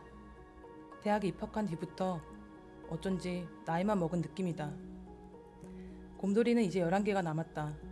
직원은 진열대 아래로 사라져 보이지 않았다. 곰돌이에서 나온 기름 때문에 미끈거리는 손을 애매하게 들고 나는 주위를 두리번거렸다. 투명한 유리에 둘러싸인 이곳에는 나 혼자 오픈된 채 덩그러니 앉아있다. 하지만 나를 볼 수 있는 사람은 없다. 10분째 지나가는 사람이 한 사람도 없었다. 그러고 보니 음식을 파는 가게도 이곳이 전부였다. 유리문을 밀면 역사에 겉도는 패배감 때문에 어쩐지 쉽게 문이 열리지 않을성 싶다. 나는 오늘 처음 이곳에 왔다. 조금 후에는 적다면 적고 많다면 많은 정거장을 지나 집으로 돌아가게 될 것이다. 그리고 나에게 미스터리 면접자 이야기를 들려준 사람. 향수 케이스 그 애는 당분간 녹음 같은 것은 하지 않을 것이다. 왜냐하면 녹음기는 지금 내 가방 안에 있기 때문이다. 녹음을 해서 들어보는 거예요. 어쩐지 도움이 될 것 같아요. 무엇이 문제인지 알 수 있을 거란 뜻인가요?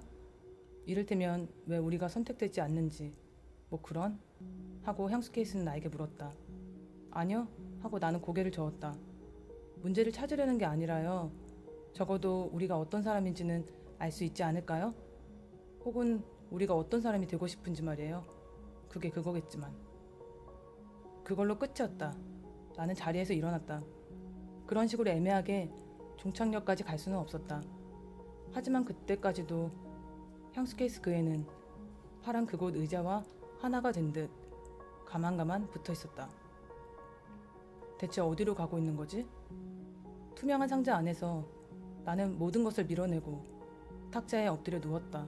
쉬자고 마음먹었는데 그 순간 바발 이미지가 크게 머릿속에 떠올랐다. 우리가 앞으로 어떤 미래를 계획하고 있는지에 대해 면접관은 질문을 던지고 나의 시선은 면접관의 손놀림을 따라 불안정하게 움직인다. 오렌지색 소매에는 여전히 바발이 붙어있다. 하지만 전과 달리 안정적이지 않다. 위태롭게 헐렁헐렁 매달려 있다. 한번 떼었다 다시 붙였기 때문일 거라고 나는 생각했다. 저기 양쪽 소매는 번갈아가며 들썩거렸고 면접관은 아무것도 보지 못했으며 시간은 요란히 흐르고 있었다. 그러는 사이에 밥풀은 저절로 튕겨졌으며 그렇게 밥풀떼기는 어딘가로 옮겨갔다. 눈에 띄지 않는 아주 낮은 접착력이 필요 없는 어느 갈라진 틈으로 마치 우연처럼 내려갔다. 나를 이곳까지 오게 한 것은 어쩌면 이러한 때늦은 상상일는지도 모른다. 아무것도 다 없어지고 실밥 몇 가닥이 펄럭거린다. 왠지 서늘하다. 녹음기를 누르면 이런 소리들이 흘러나올 것 같다.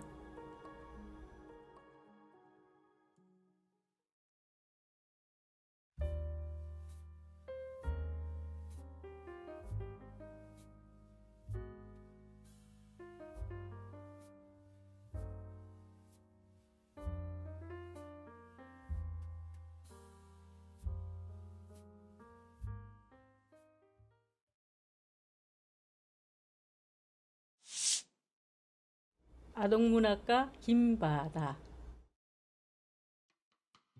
달빵 먹으러. 토끼가 방아 찧어 만든 달빵 먹으러 달에 꼭 갈 거야. 달 여행 가려고 달 여행 적금 들었어. 적금도 들었으니 체력 단련해야지. 물구나무 서기, 물속 잠수 훈련, 매일 운동장 달리기, 뱅글뱅글 제자리 돌기. 달 여행 갈 생각에 침이 꼴딱꼴딱 넘어가고 빨리 어른이 되고 싶어. 밤마다 방아 찧는 토끼야, 조금만 기다려.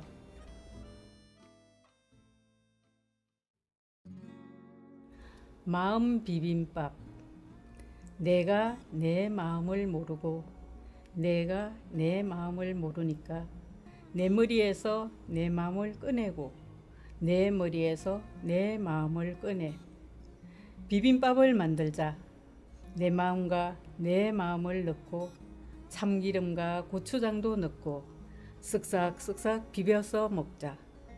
내 마음과 내 마음을 비벼서 나눠 먹었으니 서로의 마음을 조금은 알 수 있을 거야.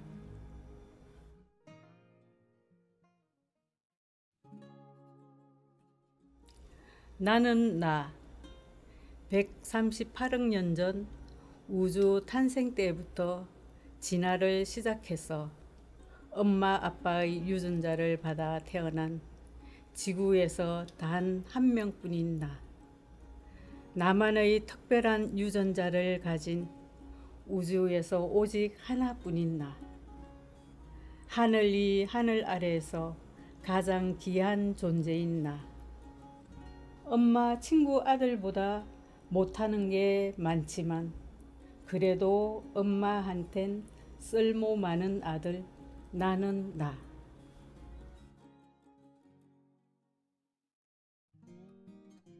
수달 평화대사. 넓은 강을 오르내리며 살아야 할 수달님. 남쪽과 북쪽이 철조망으로 가로막혀 땅 위로 건너지 못하고 물밑으로만 다녀야 하네. 그래도 어쩌겠어. 사람은 얼씬도 못하는데 수달님만 남북을 오갈 수 있으니 평화대사란 직함도 받았잖아. 남쪽 철조망과 북쪽 어부 잘 피해 다니며 자식들 잘 챙겨서 식구들 아주 많이 늘려놓아. 남북 통일되는 날 수달 평화대사로 공로상 받을 때 그래야 축하객이 많지 않겠어? 나야 물론 달려가겠지만 수달 평화대사, 사람들에게 말 좀 해줘. 뭐가 그리 어려우냐고, 뭐가 그리 복잡하냐고. 서로 오고 가는 일부터 하라고.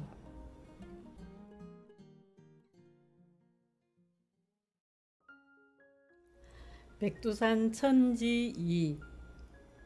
푸른 하늘이 천지 호수에 한 겹 한 겹 내려앉아 있다.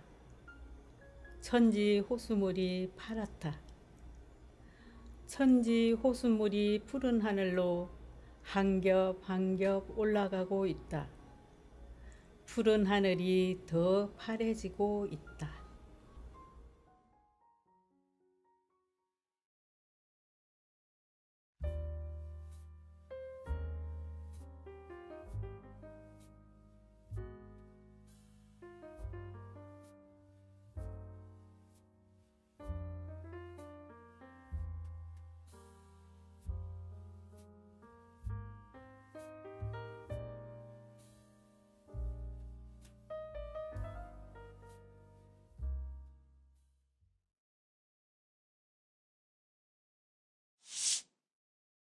동화작가 양연주.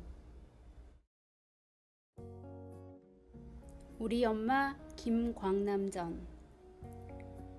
엄마는 언제나처럼 마늘을 까고 나는 텔레비전을 보고 있었다. 텔레비전에서는 우리의 소원 노래가 흘러나왔다. 우리의 소원은 통일, 꿈에도 소원은 통일. 소원은 쭉 늘어져서 들렸다. 늘어진 소오원이라는 대목을 들으니 문득 궁금해졌다.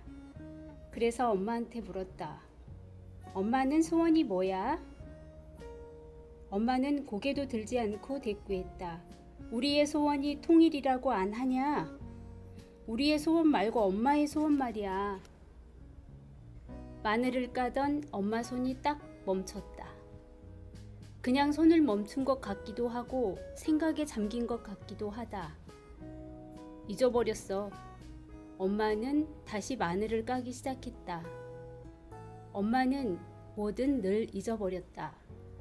내 준비물도 잊어버리고 내 생일도 매번 까먹었다. 그렇다고 해도 소원을 잊어버리는 건 좀 아닌 것 같았다. 나는 한 번도 내 소원을 잊은 적이 없었다. 왜냐하면 소원이니까. 소원은 그런 거라고 생각한다. 죽어도 잊지 않는 것. 잊어버리는 게 무슨 소원이야. 소원은 만날 생각하고 바라는 거잖아. 엄마가 잊어버렸다고 하니까 괜히 더 궁금했다. 엄마의 소원은 마늘을 엄청나게 많이 까는 것일까? 아니면 우리가 아파트로 이사 가는 것일까? 아니, 엄마들의 소원은 자식이 훌륭한 사람이 되는 거니까 엄마도 그럴 것 같다. 어쩌면 내가 훌륭한 사람이 돼서 이름을 날리는 것일지도 모른다. 그런데 엄마 소원은 따로 있었다.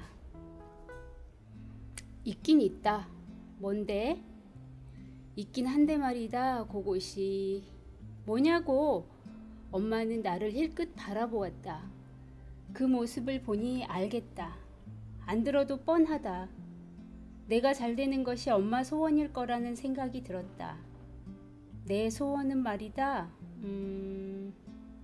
내 글을 갖는 거다. 엄마는 침을 소리나게 삼키며 말했다. 엄마 글? 거 왜 있잖아. 이순신전, 유관순전 하는 거. 아, 정기문? 그래, 정기문. 엄마는 얼굴을 붉히며 말했다. 그 모습에 나는 웃음이 터져나왔다. 엄마는 유명한 사람도 아니잖아. 히히. 그래. 엄마가 대한독립 만세를 부른 것도 아니고 수국이를 발명한 것도 아니고 위대한 일을 한 것도 아니잖아. 그래. 근데 무슨 정기문이야. 히히. 엄마 진짜 웃긴다. 히히. 나는 더 크게 웃었다. 배꼽에 개미가 들어간 것 마냥 자꾸 웃음이 났다. 너무 웃다 보니 눈물까지 찔끔 났다. 이히히, 엄마 때문에 웃겨 죽겠다. 찔끔 나온 눈물을 쓱 문지르면서 내가 말했다. 근데 엄마는 아무 말이 없었다. 그냥 마늘만 깠다. 엄마가 말이 없자 뜨끔했다. 가위로 똑 자른 것처럼 내 웃음이 끊겼다. 내가 웃음을 멈추자 엄마는 나를 빤히 바라봤다. 그러다가 손을 더 빠르게 놀리며 마늘을 까고 또 깠다. 엄마가 손은 빨라졌는데 뭔가 좀 이상했다. 가만 보니 마늘 껍질을 담던 헌 바구니에 깐 마늘을 툭 던져 넣는 것이었다. 내가 어렸을 때부터 엄마는 마늘을 깠다. 거실 한가득 양동이며 큰 그릇에는 늘 마늘이 물에 잠겨 있었다. 하지만 자고 일어나면 뚝딱이었다. 엄마 마늘 까는 솜씨는 정말 귀신 같았다. 눈을 감고도 마늘을 깔 수 있는 사람이 엄마였다. 엄마는 입으로 말하면서 밥을 먹고 손으로는 마늘을 깠다. 발로는 걸레질을 하면서도 마늘을 깠다. 꾸벅꾸벅 졸면서도 마늘을 깠다.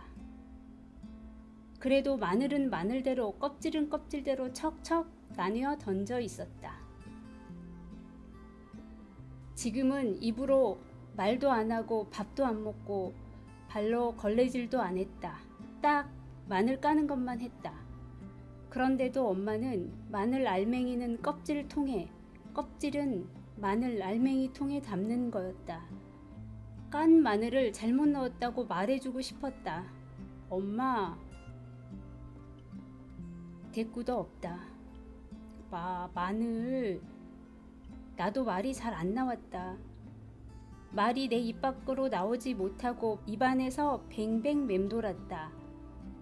말이 안 나오니까 목이 자라처럼 쏙 들어가는 것 같았다. 웃지 말았어야 했다. 아니, 웃는 건 그렇다 쳐도 웃긴다는 뒷말은 빼는 게 나았을 것 같다. 내 입을 틀어 막았어야 했는데 한 발 늦어버렸다. 그때부터였다. 엄마는 나한테 며칠째 말을 안 걸었다. 내가 물으면 대답을 하는데 먼저 말을 걸지는 않았다. 까야 할 마늘이 많아도 엄마는 나에게 말을 잘 걸었다. 숙제하고 있을 때도 툭 하면 말을 걸어서 짜증이 날 때도 있었다. 얼마 전에도 엄마는 숙제하는 나에게 말을 걸었다. 내 말 좀 들어봐. 오늘 엄마가 마늘을 몇 통 깐 줄 아냐?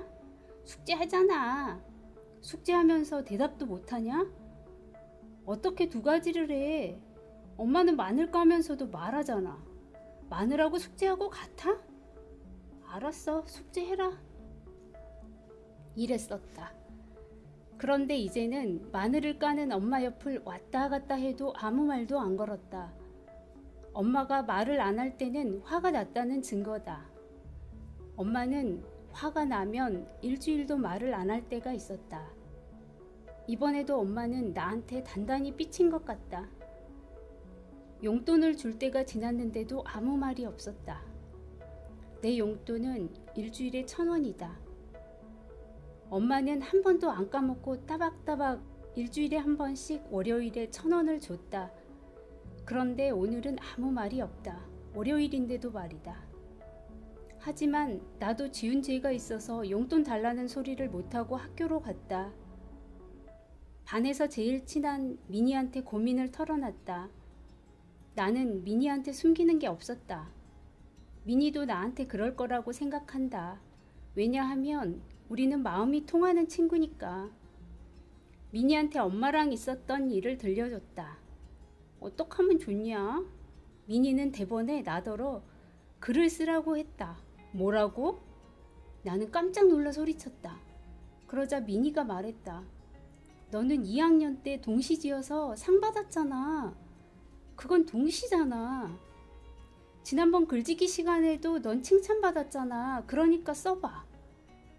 미니는 아무렇지도 않은 듯 내 어깨에 손까지 쳐 건졌다. 듣고 보니 그럴듯했다.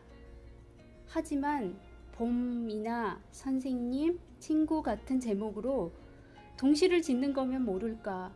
아무 계절은 한 번도 써본 적이 없다. 아무리 그래도 내가 그런 글을 어떻게 쓰냐? 나는 정말이지 자신이 없었다. 그러자 미니는 고개를 갸웃거리며 생각에 잠겼다. 좋은 생각이 났어. 갑자기 미니가 손가락으로 딱 소리를 냈다. 뭔데? 책을 보고 써. 책? 노래 잘하는 법 그런 책도 있으니까 전기문 잘 쓰는 법도 있을 거 아니야. 역시 내 친구다. 미니는 가수가 되는 게 소원이었다. 그래서 작년에 노래 잘하는 법이라는 책을 샀다. 나랑 둘이서 서점을 죄다 뒤져서 고른 거였다. 미니는 그 책을 처음부터 끝까지 다 읽었다고 했다. 꽤 오래 걸리긴 했지만 말이다.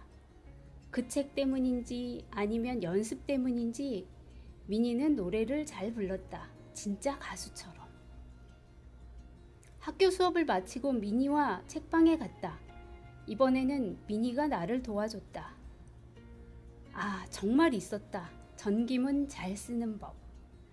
이 책을 발견하자마자 나는 미니를 끌어안았다. 일이 다 잘 될 것 같았다. 책을 찾았으니 읽고 전기문을 쓰면 된다.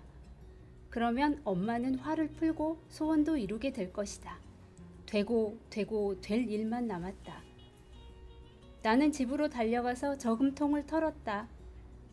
딱 500원만 남기고 다 꺼냈다.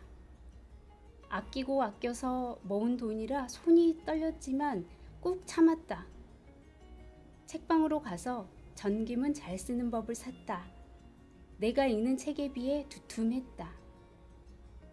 집에 돌아오는 길에 문방구에 들러서 빨간 펜을 샀다.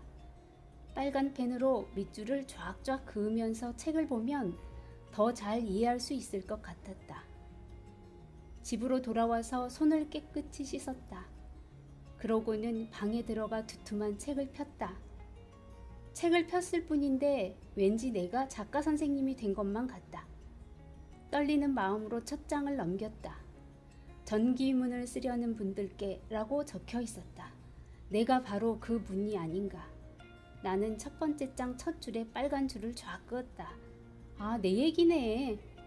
어떻게 책이 이렇게 내 마음을 아는지 신기했다. 이런 순간을 감동이라고 하는 모양이다. 나는 한 번 더 진하게 빨간 밑줄을 그었다. 두 번째 장에는 번호에 따라 순서가 적혀 있었다. 여기에다도 한 번씩 밑줄을 그었다.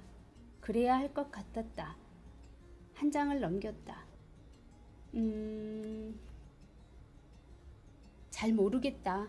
다음 장을 폈다. 모르겠다. 그 다음 장을 폈다. 도무지 무슨 말인지 모르겠다. 나는 딱 3장을 읽고 책을 덮었다. 무슨 말인지 통 알 수가 없었다. 책이 너무 어려웠다. 무슨 책을 이렇게 어렵게 쓰는지 모르겠다. 제목만 보고 사는 게 아니었다. 미리 몇 장이라도 읽어볼 걸. 빨간 펜으로 밑줄까지 그었으니 다시 바꿔달라 할 수도 없다. 게다가 그동안 모은 돈까지 거의 다 써버렸으니 더 이상 낙도 없었다. 다음날 다시 미니랑 또 이야기를 나눴다. 이번에는 책을 잘못 산 이야기를 늘어놨다. 이번에 미니는 꽤 오래 생각했다. 나도 모르겠다. 그냥 써. 잘 쓰면 되잖아. 미니가 별 도움이 안 되는 건 처음이다. 어쩔 수 없다. 나 혼자 알아서 해야지. 집으로 돌아와서 책꽂이로 갔다. 집에 있는 전기문을 찾아 읽기 위해서다. 김구, 장영실, 유관순, 신채호, 이순신. 온종일 방에 틀어박혀 책을 읽고 또 읽었다. 너무 많이 읽으니까 눈이 뱅글뱅글 도는 것 같았다. 하지만 쉬지 않고 읽었다. 역시 독서는 큰 힘이 되는 모양이다. 전기문을 여러 권 읽어보니 비슷한 형식이라는 걸 알았다. 바로 딱 3가지로 정리할 수 있었다. 어떻게 태어나서 무슨 일을 잘하고 어떻게 세상을 떠났는가이다. 이제 나도 전기문을 쓸 수 있을 것 같다. 남은 돈을 다 털어서 원고지 2묶음을 사왔다. 그러고는 책상 앞에 앉아 제목부터 썼다. 엄마 전.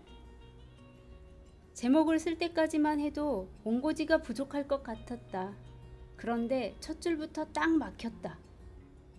엄마가 어떻게 태어났는지 몰랐기 때문이다.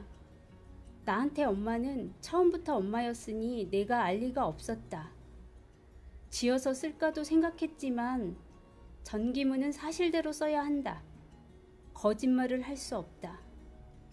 그래서 난 한 장을 비워두고 무슨 일을 했는가부터 쓰기로 했다. 아, 이것도 모르겠다. 내가 볼 때 엄마가 하는 일은 밥하는 거, 빨래하는 거, 청소하는 거다. 그런데 그런 것을 엄마 전에 쓰는 건 아닌 것 같았다. 잘하는 걸 써야 할 것 같다. 한 줄도 못 쓰고 또 한 장을 비워뒀다. 그 다음 장도 쓸 수가 없었다. 우리 엄마는 세상을 떠나지 않았으니까. 결국 나는 제목만 쓰고 원고지를 덮었다. 가슴에 돌덩이가 얹힌 것처럼 답답했다. 아, 작가의 고민이 이런 것인가 보다. 나는 거실로 나갔다. 엄마는 오늘도 마늘을 까고 있다. 엄마는 내게 말을 걸지 않았다. 엄마가 먼저 말을 걸지 않으니 내가 말을 걸어야겠다. 엄마! 역시 엄마는 대답이 없었다. 그래도 나는 또 말을 걸었다. 엄마는 어떻게 태어났어? 엄마는 마늘만 까고 역시 대답을 안 한다. 어떻게 태어났냐고. 왜? 이번에는 엄마가 대답했다. 하지만 내 얼굴을 쳐다보지는 않았다. 그냥 엄마가 어떻게 태어났는지 궁금해서 그래. 네 외할머니가 고생해서 낳았다. 그러고 보니 엄마도 엄마가 있었다. 내가 까먹고 있었던 거다. 나는 엄마가 처음부터 우리 엄마인 줄만 알았다. 한 일이 뭐야? 보나마나 밥하는 거겠지만 말 나온 김에 물었다. 밥해 먹고 살았다. 내 이럴 줄 알았다. 하지만 이걸 엄마 전에 쓸 수는 없지 않은가. 밥 안 해 먹고 산 아줌마는 세상에 없을 테니까. 그런 거 말고 남들보다 잘하는 일 없냐고. 나도 모르게 목소리가 까칠하니 높아졌다. 마늘 까는 거. 그건 싱싱마트에서 다 안다. 마늘 아줌마 중 내가 늘 1등이지. 아마 우리 동네 사람 중에 내가 깐 마늘 안 먹은 사람은 없을걸? 이번에는 엄마 목소리가 당당해졌다.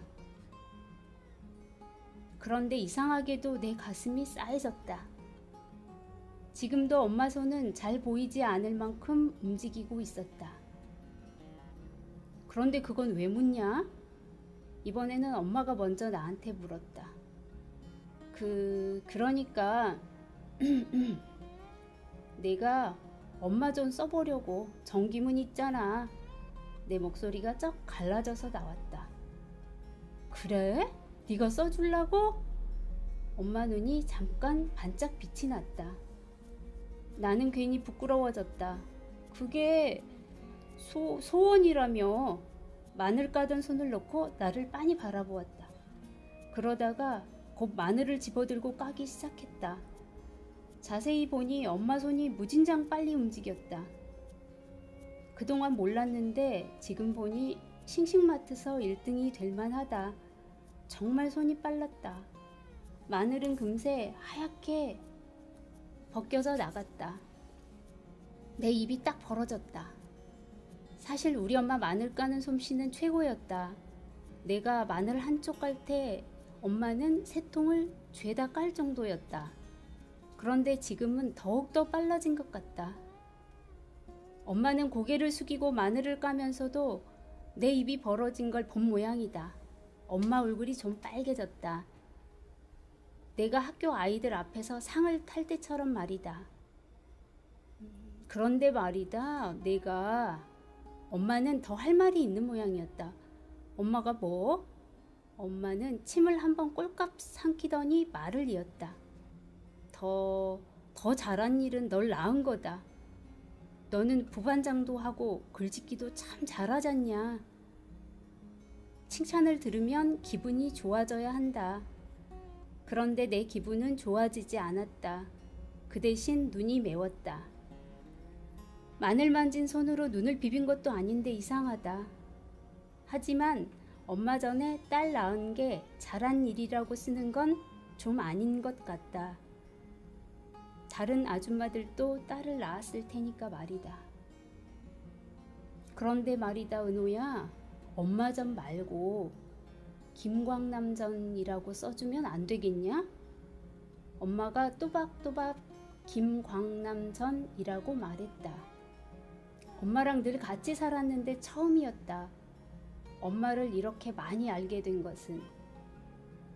우리 엄마는 동네 사람들에게 은호 엄마로 불렸고 싱싱마트에서는 마늘 아줌마로 불렸다. 그런데 엄마 전을 쓰려다 엄마가 김광남 씨인 걸 떠올렸다.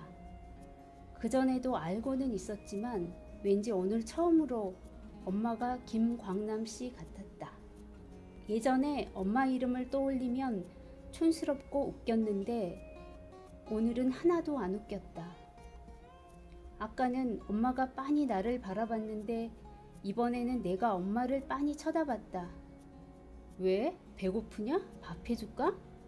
아니, 나는 벌떡 일어섰다. 원고지 몇 장은 쓸 수 있을 것 같다. 제목은 이미 정해졌으니까. 우리 엄마 김광남 전으로.